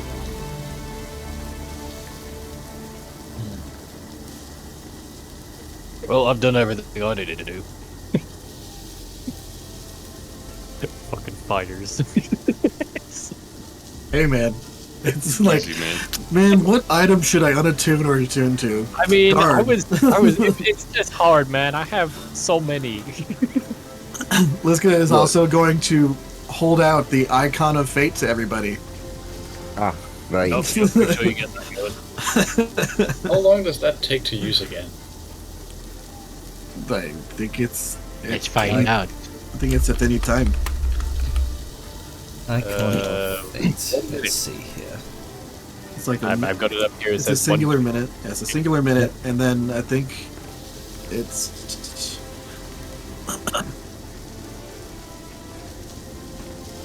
Whoa. yeah, it's once until next dawn. I have it on my bar. Why was I doing it for my sheet? Expanded, threaded future paths kind of span out before you, but yeah, you've done this plenty of times. It doesn't phase you a lot anymore. I mean, Same. Still confuses me. Yeah. Yeah. Oh, Not there's used a to that. thing. The bathroom too soon. And I missed the match. And there's the one where I went to it too late. That's when I went to it during the match. Oh, that's Yes. so embarrassing. That's the best one. I think I'll go with that one. Nothing's quite as spectacular as literally shitting on your enemies, right? Eh, Anyone else up high? Liska down low? Okay, It's always done low with you. Jeez. that's a joke. alright, real talk for a moment. What spell should I put on the spell storing item? Because if I put blur and we each get a use of it when we can like get a feel for something is coming, we each have a minute of concentrated, you know, disadvantage against us. Don't particularly worry about me because I already have blur prepared on my spell list. Yeah. My other options go full ham and pick Scorching Ray. I mean, ham is good. We got a lot of defensive folk, so I don't think we really need the mitigation as much. But gambling is going to be the key thing. Yeah, I think you should go offensive. I mean, Is it easy for that to be changed? once I pick it, it's picked for the day. No. Okay. That's unfortunate. It is. Yeah, I mean, it happens. The only thing I tend to dislike about it is the fact that it has to be a first or second level spell, and it has to be. You're an talking action. over my head. I have no idea what. Here I was just gonna ask, can you not make a version where you can do higher spells? Nope. It's about the limitation of what I put into. Not everything can hold. You know. Go for the things that make people tick. We've got a lot of hardiness.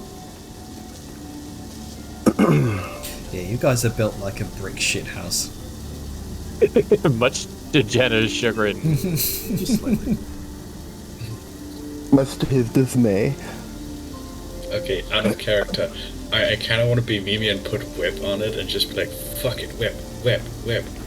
Webs everywhere. I mean, Web for you. It helps. CC helps. I would go for that if not for the fact we can get caught in it ourselves. Yeah. I mean, it's burnable. Well, yeah, but you still. Gotta burn. that with the thing of the landscape changing, no. So I think grease would be better if you're gonna go for the CC version. Always use more. Honestly, I'm tempted to actually take protection from poison, because then I can hit each and every one of us, and it's an Do you hour. have antitoxins out the butt? I only have like a few. I have like. Yeah, I mean that's a good hour's worth of fighting out of it. Honestly, I have a few that can be divvied out, but I've been crafting them. I do also So- have 4 potions of poison resistance. No, that's just resistance to poison type damage. It doesn't stop poison immediately. That's what antitoxins are for, I guess. It is.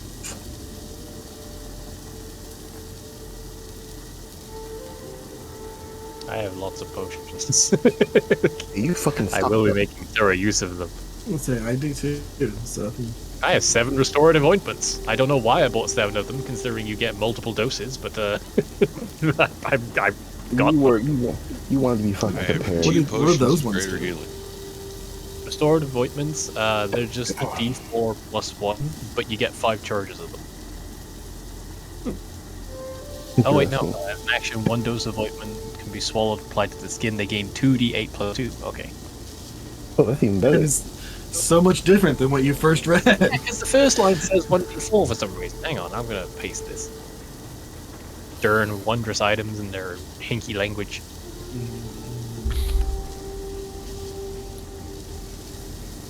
There you go. Oh, 1d4 plus 1 doses, that's why I was confused. It looked different squished on the side. But yeah, I, 1d4 is just because I bought it from a shop. This is That motherfucker is 5 dose, 2d8 plus 2. Pretty poggers. probably need to make some of those. Poison and disease as well. Honestly, I'm amazed I got that many. They're pretty fucking good. Oh yeah, the ointments are fucking baller. Glad I bought a lot of them. Actually, I need to see what is it. Just cruising the. Well, everyone else preps.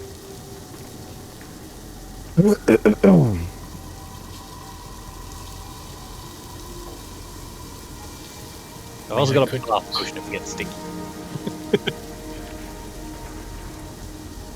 I mean, false life is temporary HP. I could just pick Oh. the 8 instead. Yeah, Actually, 8 is definitely normal Okay. service because you can heal that back up. yeah, plus it is 3 creatures per use. So you can just buff up the entire body's match HP. Only need 2 uses of the item then to buff the entire party with live HP. And that lasts for 8 hours. Yeah. Tight. And any temp HP is just an addition, because then it's not the case of, oh, anything with temp HP is useless. It's like, cool, more health. I Question. am this. Shoot. With aid, it doesn't specify a range, as far as I can see. Does this mean I can just pop it and pick 3 people if they're down and be like, here's 5 8? I think it's just Range is 30 feet. Yeah, range is 30 Okay, feet. within 30 feet. Okay, that's still pretty fucking good.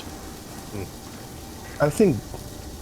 By the way, Aid- I have Bless, so we can make the best use out of all those extra D4s to all of your attacks.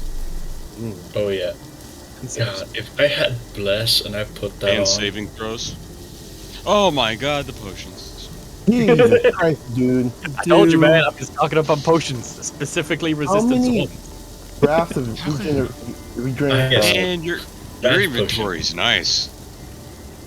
I don't have a potion. You can tab just like make that. custom fields. If you add it, you can have it have negligible weight if you want it to be in your bag. That's what I did. I might fucking do that sometime. How many of the Makes rejuvenation words? How many of those I fucking think I'm set.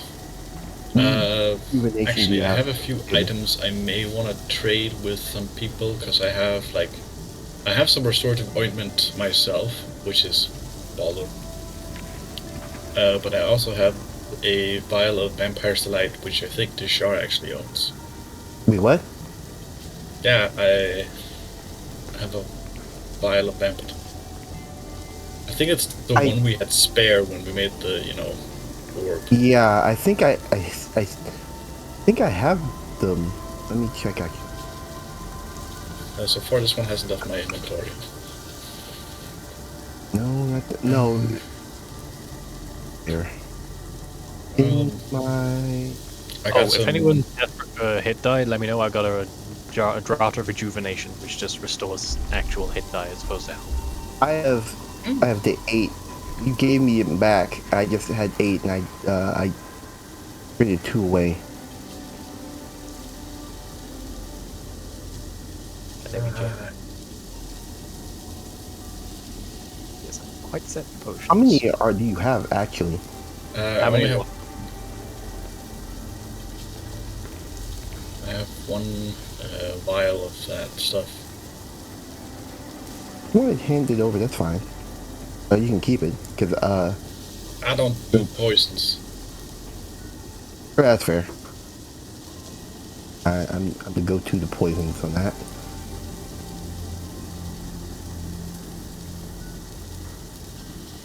I have 10 feet of chain. Is there any other things I could give you right now, which might be of use? Actually, how many potions do you have? I don't think I have that many potions. That's what I was Okay, about to ask, because there's a good chunk of regular ones in the caravan. Or rather, in the caravan storage, because minutia. I'm gonna give you 3 regular healing potions. Oh, right. I have 12 healing potions. Oh, what the fuck? They're just regular potions. Yeah, regular potions are a dime a dozen, I think. There's 10 sitting in the caravan. You know what? Nah, I'm gonna give you give me a second. It's also a 313 bars of steel. I have apparently. 3 greater healing potions. I'm gonna give you 1. It just amuses me. Like, regular healers are a dime a dozen. Like, look to the average citizen who spends like 4 years of like pay to purchase a healing potion that heals 1d4 or 2d4 plus 2. Yeah. Which is Which is hilarious because they die in one hit. I was gonna say, well, to be fair, they have like 4 hit points. Well, that's so what it I'm has saying. the potential Like, to heal them for more life than they've ever Look, had. oh yeah, that's what I'm saying though. Like, I'd be privileged. Yeah. for the adventurer, it's like, oh yeah, this. Oh man, a Chuck minor these, like- healing potion. Fuck. Like, for There you go, instance, Ducky. like a regular healing potion might as well just be a supreme potion of healing for just like your average person. Hey, it's cost effective. Yeah. You don't have to get higher. Yeah. Also, Spice, that feels more like your thing than my thing, so... Yeah, that's fair. Alright, I got javelins. I got lots of potions. I need to take out my potions here. I have 5 regular healing potions and 2 greater. I think I'm set for health. I've also got the restorative ointment if things get bad. But we got some healing as well. And we also got not dying as an option. Or not getting hit at all. I think with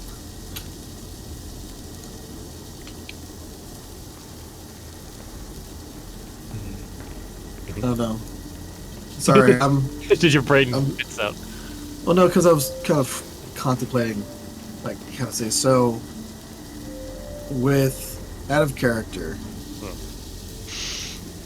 aid is great. You know, it's 5 hit points, like an extra, I don't know, 2% of someone's health. But Yep. like, how much temp HP can Thao's cannon put out? Around? More. Yeah, and that's So aid's kind of essentially. wasted.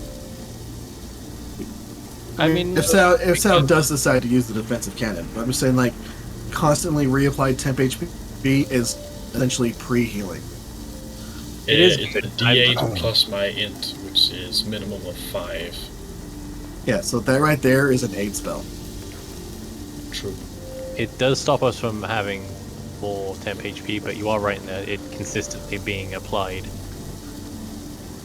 Yeah, I have, like, I Well, just To started. get temp HP, you take the highest value. They don't stack, so it's not necessarily stopping you if you have a means to get more temp HP. Bang. The only reason I'm saying is because I just started playing. It's off, somewhat tangent, no, but I just started playing a Twilight Cleric in my Monday game, and he gives a minimum of every round 12 temp HP to everybody within like 30 feet of him. So like, Damn. It's It's- strong, no doubt. yeah, like Mm-hmm. I've But I've you seen. have to have that high enough level and for it to be consistent. Oh yeah, that's what I'm saying. Like, it's a free action whenever he does his divine, not divine, the cleric thing. Yeah, the thing that comes back to short rest that you were talking about earlier. Can't think of it Channel right now. Divinity. Yeah, it's like Channel Divinity, and he just fucking does it. It's a free action on someone's turn to give him temp HP. Anyway, so yeah, I'm just saying, don't overestimate what a temp HP shield that's constantly being renewed can do. It's so Sable can get the reference. It's like a sage or a scholar. Speaking of, does any of you have a spare shield Sao can borrow? Yes. We should. Should But- have said something. I'd have made one. We're talking about the 8 spell, right? Mm-hmm. It doesn't give you temp HP. It Oh increases no, it gives you 5, yeah, and increases your max. by max and heals you for that 5. Mm-hmm. once. It doesn't do it every turn.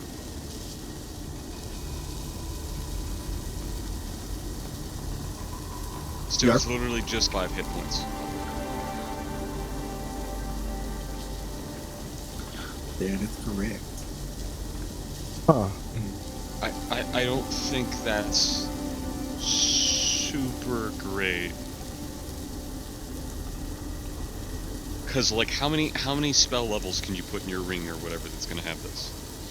I can only put one spell. It'll have 8 uses of said spell. Up to what level? A ring of spell storing? Up to a 2nd level, but I can only pick artificer spells. And it has to be an action. It cannot be a bonus action. Is this the raw ring of spell storing? No, this is my spell storing item, my Oh, feature. spell storing. Okay, sorry. Carry on. Okay.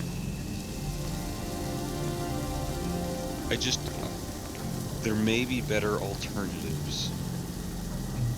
Usually I pick Vortex Ward because it's great for sipping people around.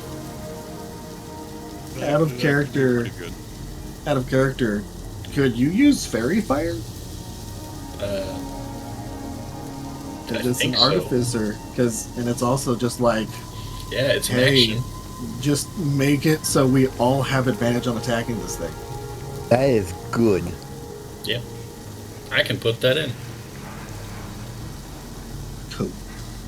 Sorry, I was in the bathroom. Did Sal want the shield?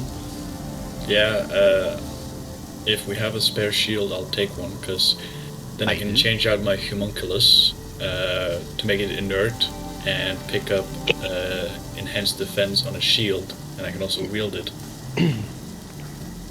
Sure, but a spare shield. Oh, hello. Kill them. Yeah. Shield, none to. I'll take it. Yeah, I do want Sao to have an actual shield at one point. That'd be good. Yeah, Put it in Especially- order. You'll get it eventually. Yeah. The first thing you gotta do is to kill a bullet. Bullet, whatever the fuck their name is. Boulet. Bullet. Bullet. Ah, the Bullet. Bullet. Bullet. Also, Sable, I've been talking about Sao having a shield for like months now. I know, but you gotta mention it in character, or I don't know. I actually did. Shit, when? It's been months. I'm sorry. I thought that's weird. I normally add shit right to the list right away. It's Yeah, fine. you were It's loopy at cool, that you've been point. going through some shit. Yes. Remind. I'll make some. I mean, this is a perfect proof of concept, because I'm about to do some shenaniganeries. Sinead. Shenanigans. Yes, Not like you already don't do shenanigans. Shenanigans. because Hey, good. I'm going to activate my homunculus, and I'm going to add enhanced defense to said shield, which is now a +2 shield, because we're above level 10. Amazing. Good shit. which grants me +4 AC total from it. So I have finally broken the 20s in terms of AC. Hooray! Welcome to the club. You an erudite one. That'll be pretty poggers. Oh no. I don't think it will really help because it's a magical attack. So it would Look. always overwrite the bonus that Masterwork would. So And you had to If it's anticipate masterwork, this. that's fine. I can only put infusement in non-magical shields. oh yeah, what I'm saying is it wouldn't stack. You would get your magical bonus, but not on top of the benefit it already has, save for the material benefit. I'll take a masterwork shield that has an extra +1. I mean, good enough for when you don't have the thingy on it. I mean, So- +5 is better than +4, right? So, Are we all prepped? Are you all I I prepped? think think I'm so. ready. Let me just go through my spell list. Should be. It'd be hilarious if that took an actual hour. It's It's like you have an hour before the combat. All right, let's do this. I think. Hang on, what's the time? You know what? You're close. You're close to an hour. I'm gonna prepare Featherfall just in case. Because we never know. And I'd hate to see fucking Liska drop out of the sky unconscious and land on someone Be able over to- just the ground. Prepare spells on short rests. No, I haven't prepared my actual spell list for today. Right. That's okay. why I'm moving them around. Normally I just let my spell list sit. Good old song. So, Yeah. about an hour passes as you all begin to sort of strategize, talk amongst yourselves, exchange items, spend moments with other magic items that you come across during your travels until you hear at the door. Hello? Is it me you're looking for? And Sorry. the familiar form of Varesh swings open the door with a flourish. So, are we ready, my dears? That's it, that would be. No, I think so. Very well. The arena is prepared. There is currently a warm-up fight taking place to tantalize the crowd a bit. Follow me. We have an opening. And with that, Yes, so. begin to follow her. There we go. You begin to make your way through the carved out tunnels that sort of weave through the resort like those of an anthill. The sound of rushing water grows louder and louder, and you enter a small foyer area before suddenly the tunnel opens up into a vast cavern, illuminated by the soft glow of naturally occurring orange crystals embedded into the walls.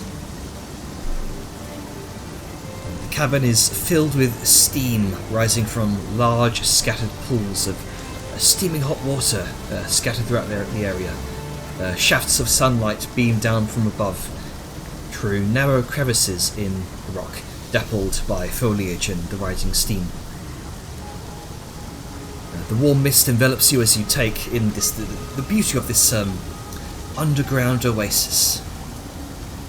A tremendous waterfall plunges from above into a massive pool about 200 to 300 feet across that seems to dominate the centre of the chamber like a miniature lake.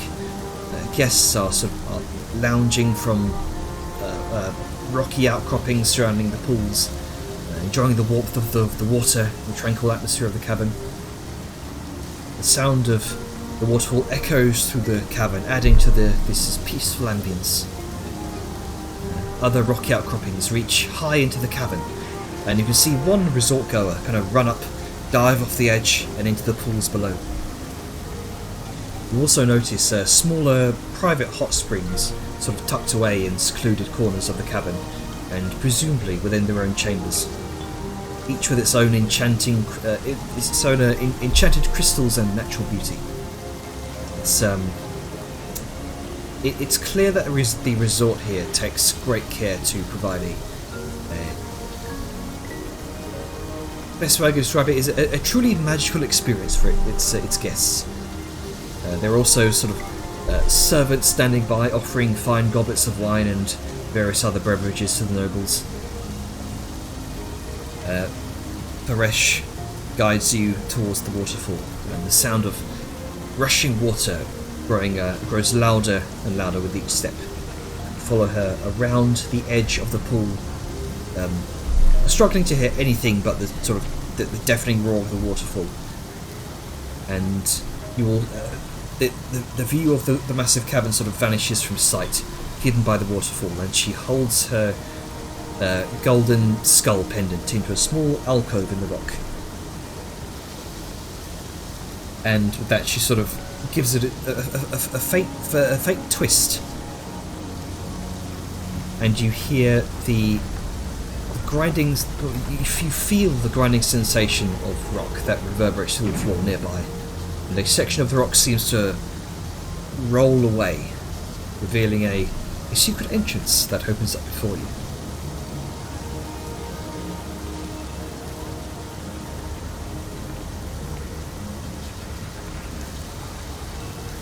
As you follow Paresh down the winding tunnels, the sound of a raucous crowd grows louder and louder.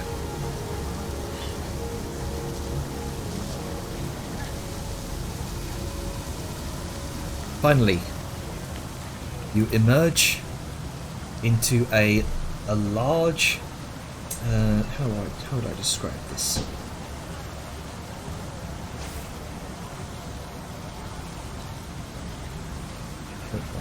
So let's get corporates. There we go. You emerge into a square-shaped cavern with a domed ceiling. Sunlight filtering in through a crevice in the cavern ceiling. The room itself, I'm going to show to you now.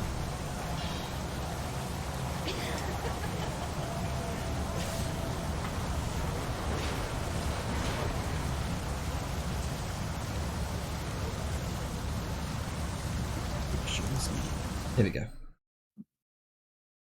Oh boy, time for murder.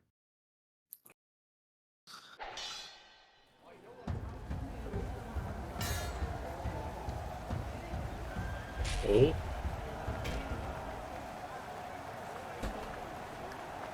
Oh man. This is opulent as fuck. Can't see shit. Oh, can you not? Nope. Maybe can't, if thankfully. I drag you back on Even though- to the map.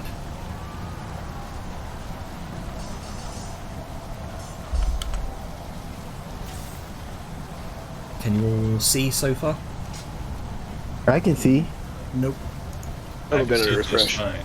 Yeah, maybe if you refresh. This is nice. Holy shit. I'm gonna look at the crowd for cameos. I don't know why there would be some, but I feel like they might. I'm gonna look anyway. I see a few. Canvas drawing failed. Object is null. Alright, I'll just refresh. I will say this: the ceremonial drama, though. Oh, is that why? It logged me out? Sure. Fucking forward. Sure, appreciate that. I bet he's going That's- ham. Probably why. Yeah, it's been doing that for some time now. I don't really know why. Also, the arena itself is giving me such fucking Bionicle 2 vibes. So Soon I'll be able same. to say this is interesting.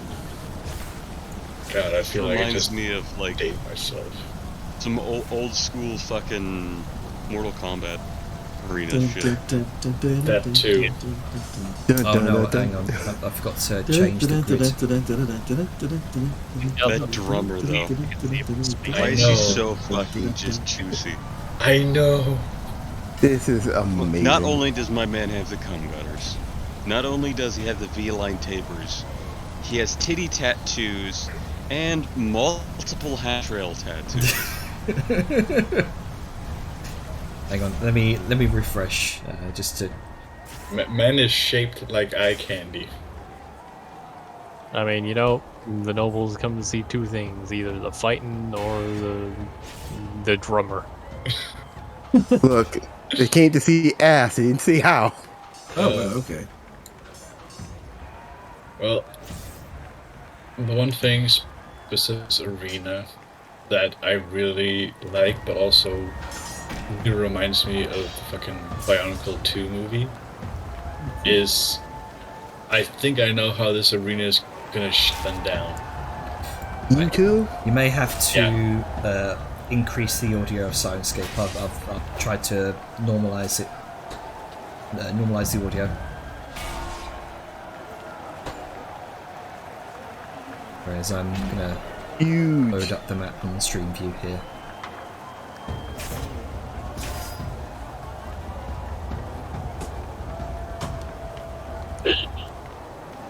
My lord. Canada just went fucking shit on this. Holy shit, yeah. That drummer, though. Yeah. What the fuck? This dude is just tatted and sculpted. What the fuck? Padded, sculpted, and gilded with jewelry. Fucking, Yeah, no kidding. He's rocking that himbo energy, I'll tell you what. And you can see him. He's got these two sort of large mace-like drumsticks, and he's just going ham on the Is that what this, we're calling this them? enormous leather sort of spiked drum. Man, this dude is Just He knows dreadlocks he's looking flailing good, so everywhere. and he's making most of it. Oh yeah. I'm sure Sansil is very pleased. Old coup. Okay.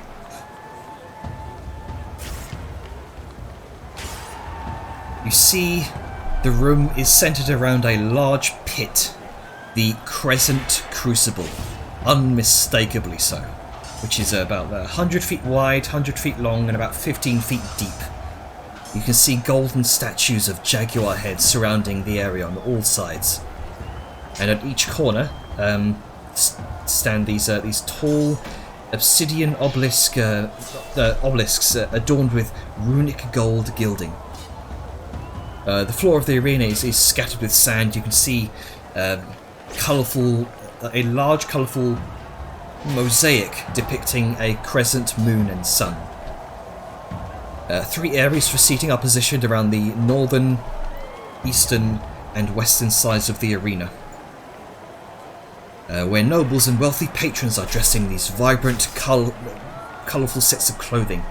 On the southern side, you see comfortable lounging areas which are filled with gold embroidered carpets, large pillows, tables stacked with food. Servants move through the crowds delivering food and drink, while bookmakers make their way through the rows of crowds holding clipboards and rolls of parchment. At the top of the southern seating area here, immediately below you, you notice 2 ornate gold chairs. One is empty, but the other is occupied by an elderly Tahosian woman with a very dour face. Dressed in gold bangles, jewellery, and an ornate headdress and pearly white cotton gold embroidered dress. As you take in the scene, you notice 2 gladiators already engaged in combat, the audience cheering wildly. You watch as the gladiators begin to separate.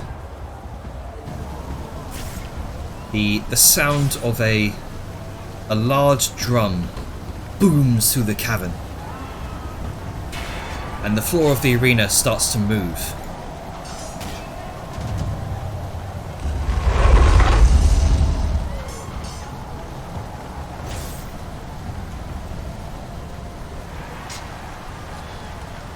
Each tile begins to rumble and move independently, the center of the arena sort of sliding upwards to create this ziggurat-like structure. The two warriors begin to climb, ascending the structure, fighting each other upon reaching this platform at its peak, until one of them pins the other. The crowd roars with excitement, while others yell in despair. Finally, the fight comes to a close with a final dunk against the other warrior's skull with the hilt of one of the other warriors' sort of muck or whittle, and he falls unconscious. I would assume it's with the flat side. Yes. It's still getting hit by a cricket bat, though. Yeah. It hurts. Am I the only one getting that? What? Getting what? I got 2 max at the moment. Yeah, yes. I'm not. I'm actually... Everything is fine with me. That's odd. I don't know what happened. I knew the arena would change, but I didn't think like this. That's odd. That's not supposed to happen. Not like this. Not like this.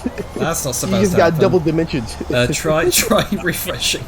Or chess, you have to fight your way up into the next map. Yeah.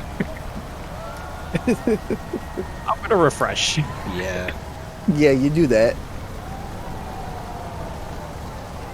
The crowd cheers out loud, and the obsidian obelisks flash with magic, teleporting both warriors out of the arena and into the southern seating area.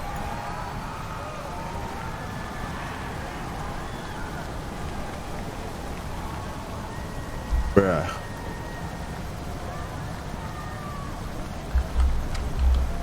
Oh, there's 4 of them.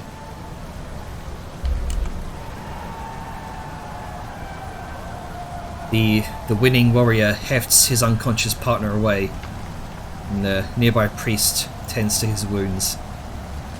With a singular beat of the drum from this ceremonial drummer, the entire arena, the large ziggurat resets.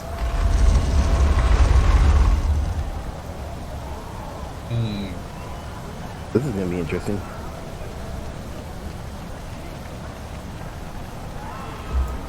Oh man, I'm excited to murder. You mean knock unconscious? Yes. Can't kill these beasts. No murder whatsoever. Beat the shit out of an animal until it decides to fall asleep. Wow. Not worried at all. What? I think the time of the Morbog changed Phil. Murder. So Varesh approaches you, Angus, and sort of says in a low tone, kind of has sort of leaned down to speak to you. So I think we might be able to get a bit more money out of this. Might be able to squeeze a bit more cash out of Madame Zanzil.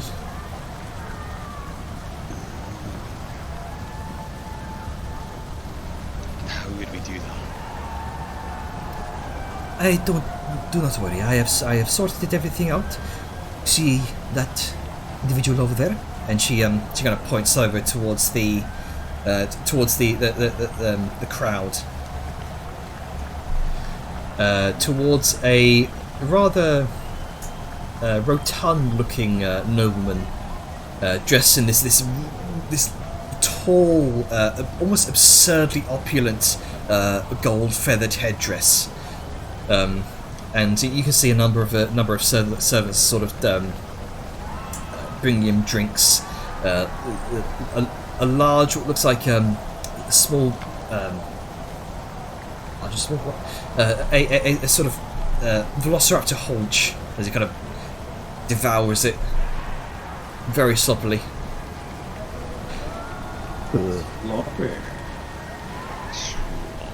This Don't say.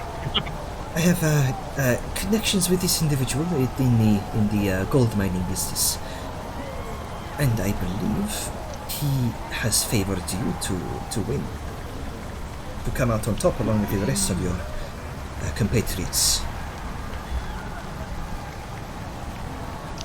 Very nice. Is there a pitch-in that I need to do? And he jingles his little coin purse a tiny bit. A simple 100 gold fee. Yeah, of course. I can pay 100 gold fee. Can I wager?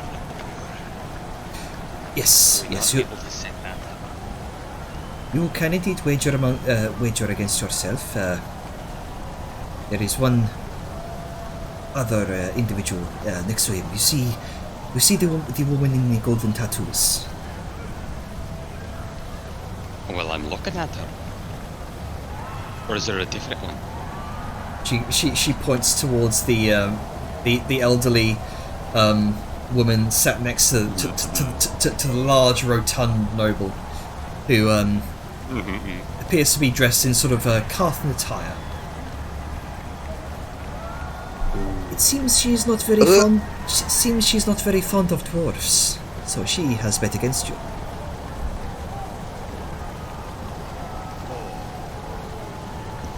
Oh, I don't like her.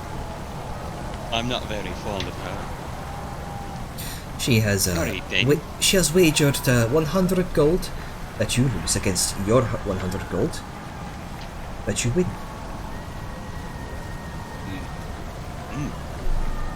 Is there a limit to how much I can bet that I win? Can I add any sort of fancy stipulations? How much are you thinking? A lot. How much? About 8,000 gold pieces. I think bet I can do this entire thing without dropping down once.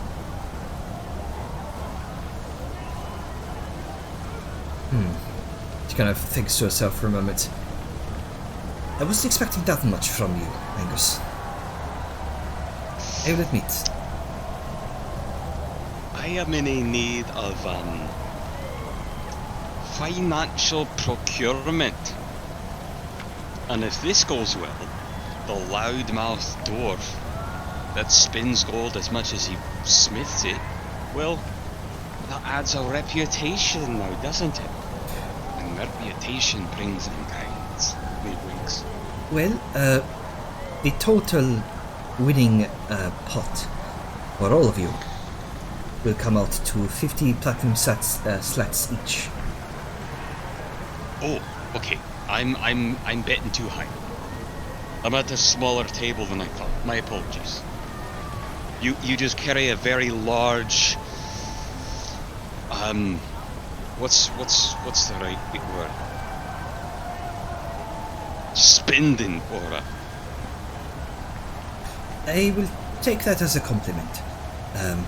In either Well, case, I'm quite sure that that bet might be achievable at the Ring of Claws. This is far too small of a venue for that large of a bet, if that makes sense.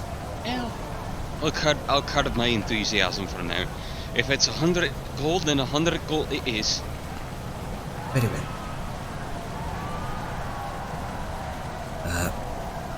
Now, the obelisks themselves will be active once the fight begins. They generate the force barrier needed to keep any creature let loose within the arena to the arena. Once you go down, the obelisks will teleport you out of the arena, and you are considered out for the rest of the gauntlet. However, as long as one of you survives throughout all 4 battles, will all be victorious and claim the pot. Aye. So, don't go down or else you're out for the rest of the match. Indeed. Okay. Safer options than what I expected. You hear that, Vellum? No stupid suicide rushes. Well, I don't make a habit of that anyway, usually. That's just giving them a side eye. I remember seeing from a distance some lad jumping into the middle of a crowd to save the king. Now I'm grateful for that, but the stakes aren't quite as high. So, you know, Question, use that head on your shoulders to keep it there. question for Ash. Yes. How high does the dome protect the observers go? Oh, it varies between field pattern. Okay.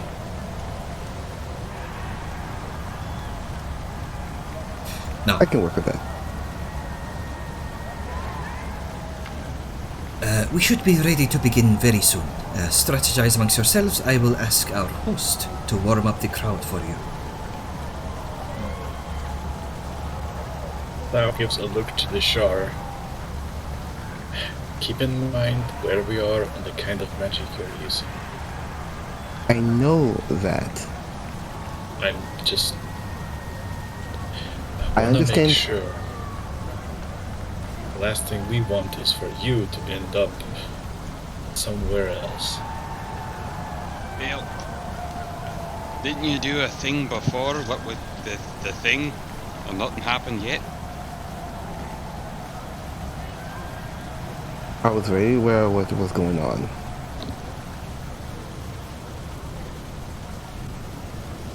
It was a very calculated decision. Well, alright. I just remember you talking about doing some kind of blood magic before, so she has a point. There's nothing wrong, I think, with some necromancy things. You know, sort of seeing where we're at, it seems there are a lot more would come in. But, you know, it's worthwhile. Be mindful, she's got the point, nothing too spooky or horrifying. Or something that would break... actually, you might not want to do most any necromancy, because I think this place follows the Accord, and you're not allowed to use that in public at all. Actually, I hold don't on. think this is quite public. This is kind of a secret place. We have to go through like secret doors and stuff like that. And by any case, I understand the Actually, laws that's a good here. point. It is not as strict as you think. But are they signed up for the Accord? I thought they were.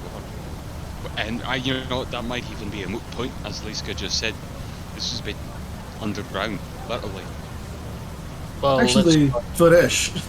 like, You kind of call up to Varesh, who's breaks away from conversation from the old woman at the sat next to her, who you presume to be this Mistress Madame Zanzil that she mentioned earlier.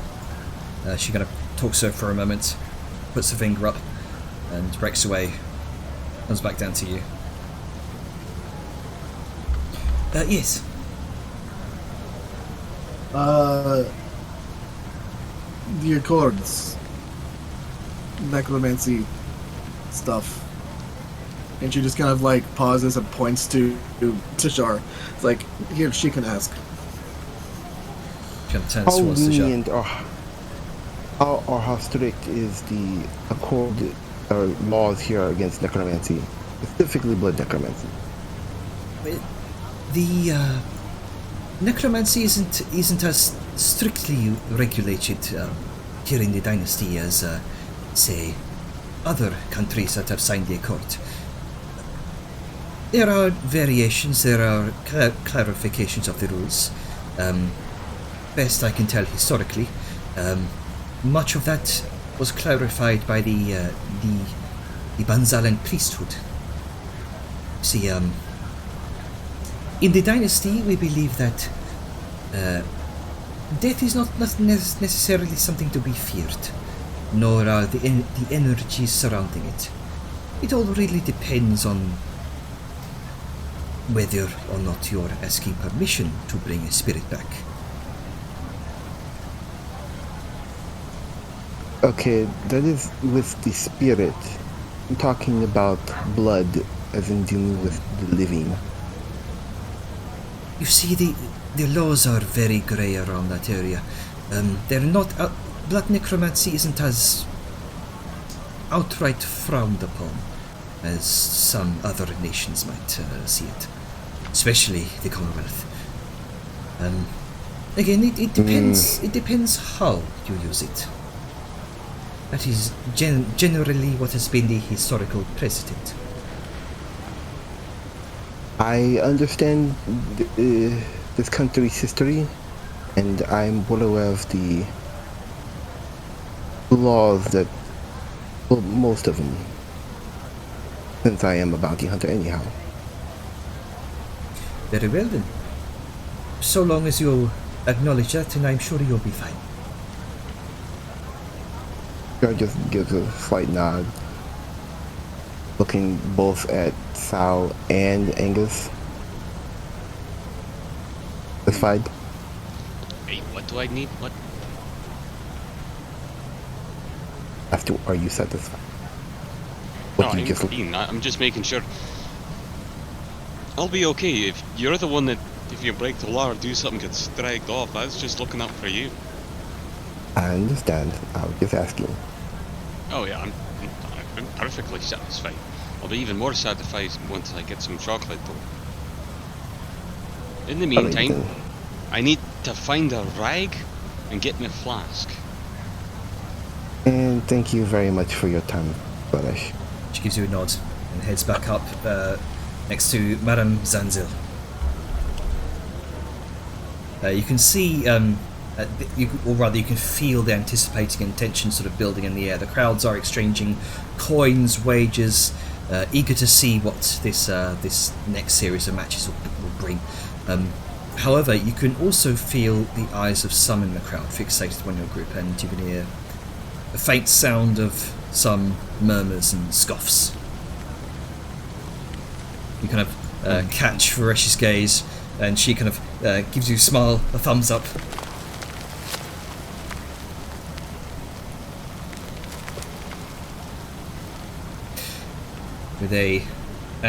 Finally, with a flick of her wrist, Varesh pulls out a small wand from her bag and hands it over towards the dour-faced woman and whispers in her ear that it. The woman nods, looks over your group, and Madame Zanzil stands up, places the end of the wand near her throat. You see a shimmer of magic as she approaches and stands towards the edge of her seating area. And her voice booms loudly through the chamber.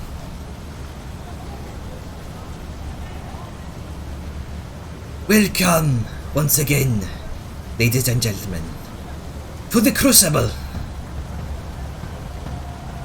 Tonight, we have a returning challenger who wishes to pit her new team against the Crucible Gauntlet.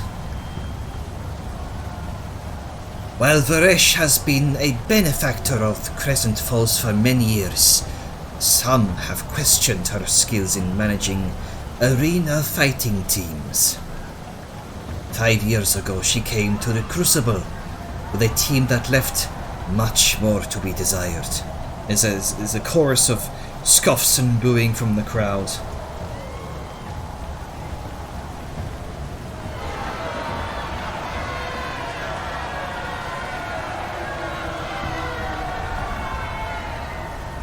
However, Madame Zanzil kind of hushes them.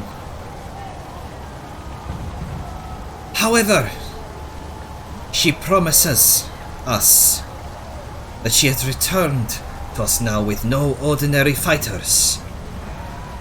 She claims that they have faced challenges that would make most of us cower in fear. And yet they have persevered. And now they stand before us, ready to face their next test. She has personally handpicked each member of her team and assures us that they are more than capable of handling whatever the gauntlet throws their way. She believes they are not just fighters, but also strategists, each with a unique set of skills.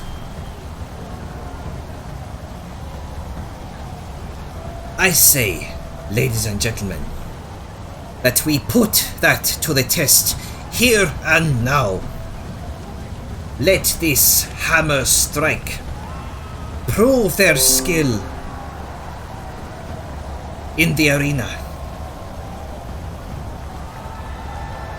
in the crucible. The crowd raucously hoots and cheers out loud. The drum beats loudly. Hammer strike.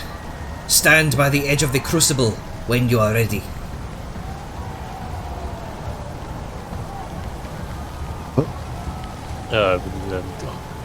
Janner, where's the edge of the crucible? Is it just the edge of the pit? Yes, it is just by the edge of the pit there. I didn't want to go wandering off in the wrong direction. By the green line, I assume. Yep, by the green line. Oh, I have something for this. Yeah, also Janner would still have like the double arena thing going on. Fuck's sake. We'll have to fix it next time. Do you... Is it still visible for you, Vellum? Sable? Nope, I did a refresh and it's fine. I did Okay. refresh once, but it didn't work. Oh, weird. Try refreshing again. Okay. I am refreshing again. So as you're doing that, In the meantime, yeah. Angus is gonna... Oh. would like to do something. Mhm. As he steps up towards that edge, he's gonna reach to his side and he's gonna pull out a little wand and his flask of the flask of ancient super booze, and he's gonna take a big old swig and he's going to, near his lips but not pointed at his face, he is going to activate this wand of pyrotechnics, shooting sparks and magic pops and color up into the eye. And as the sparks are going off, he's gonna just spit the super concentrated alcohol out through it to spit out fire. make a performance or persuasion check with advantage.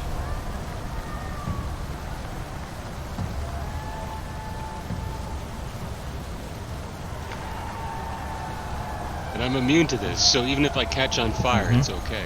Yep. You are resistant, but yes. Yes, resistant, sorry. 24. Oh, The c- nice. Immediately you sense all those sort of dour scoffs and jeers from the crowd are immediately silenced, and the crowd goes wild, cheer. Just you hear a few screams of noble women in the distance. It does make it's a wand of fireworks, so As is it it's a little loud. this giant fireball erupts overhead, illuminating the nearby area. Meanwhile, the drummer next to you is just continually hammering the drum, just unfazed by all of this. He's a goddamn professional. He's a pro. I saw them do that on my vacation in Ragnarok. I've always wanted to try. This tense moment passes. The obelisks flare with magic. You all find yourselves enveloped in divine violet light. And a Tahosian rune flickers beneath each of your feet. And zoop, zoop, zoop, zoop, zoop, you're instantaneously teleported to the center of the arena. Oh, I've got the tingles. Here I go. I've got the tingles, here I go. Never used to this. Famous last words. I've got the tingles, here I go. And I'm gonna assume we're all gonna be at ground level. Yep, just set yourself to 0. 0. Oh god, everything's dark. Would we be at 0 if we're on a higher tier, or is this not? The We're way on a pyramid still, right? No, you are not. It is displaying a pyramid for me. Fuck's sake. It's fine, I'll pretend it doesn't exist. Yeah, this is just flat, solid ground. Yep, it's fixed now. Okay. We may have to do a lot of refreshing whenever a change happened. That, or I can fix it in 3 I think sessions. so.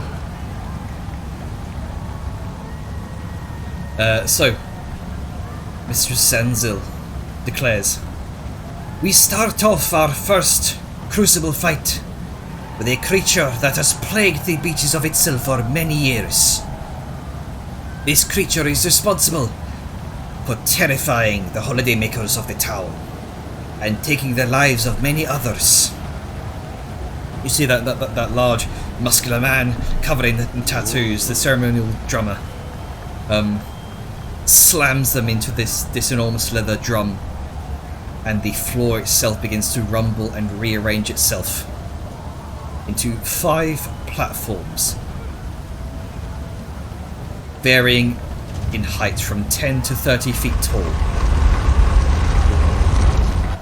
At one end of the arena, a 3x3 section of the arena kind of sinks into a large pit about here. You hear the clacking of what sounds like chitin, clicking, hissing, creaking of wood. The vicious, the hardy, Tetoa, the crawling hulk. The platform rises, and you see first the hull of a large boat covered in dried seaweed and barnacles. Then you see a pair of small beady eyes on stalks, followed by pale feelers, 2 massive hulking claws that snap at the air as a monstrously huge hermit crab is lifted into the arena. Oh, jeez. Oh well, this is interesting. Goddamn hermit crab. Wait a second. Wait a second. You caught that. You caught it.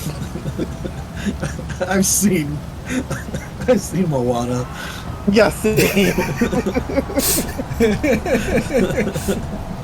You memester. And well, with that, well played, too. we'll end the session there because other people have got to go off to other sessions. Well played. Next week, Gives me a chance to fix up the weird issue. Yeah, it's a little weird. always exciting. Yeah.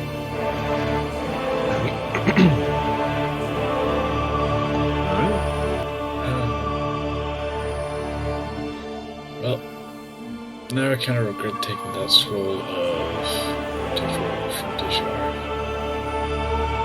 I mean, oh, we got other things to fight after this scuttly boy.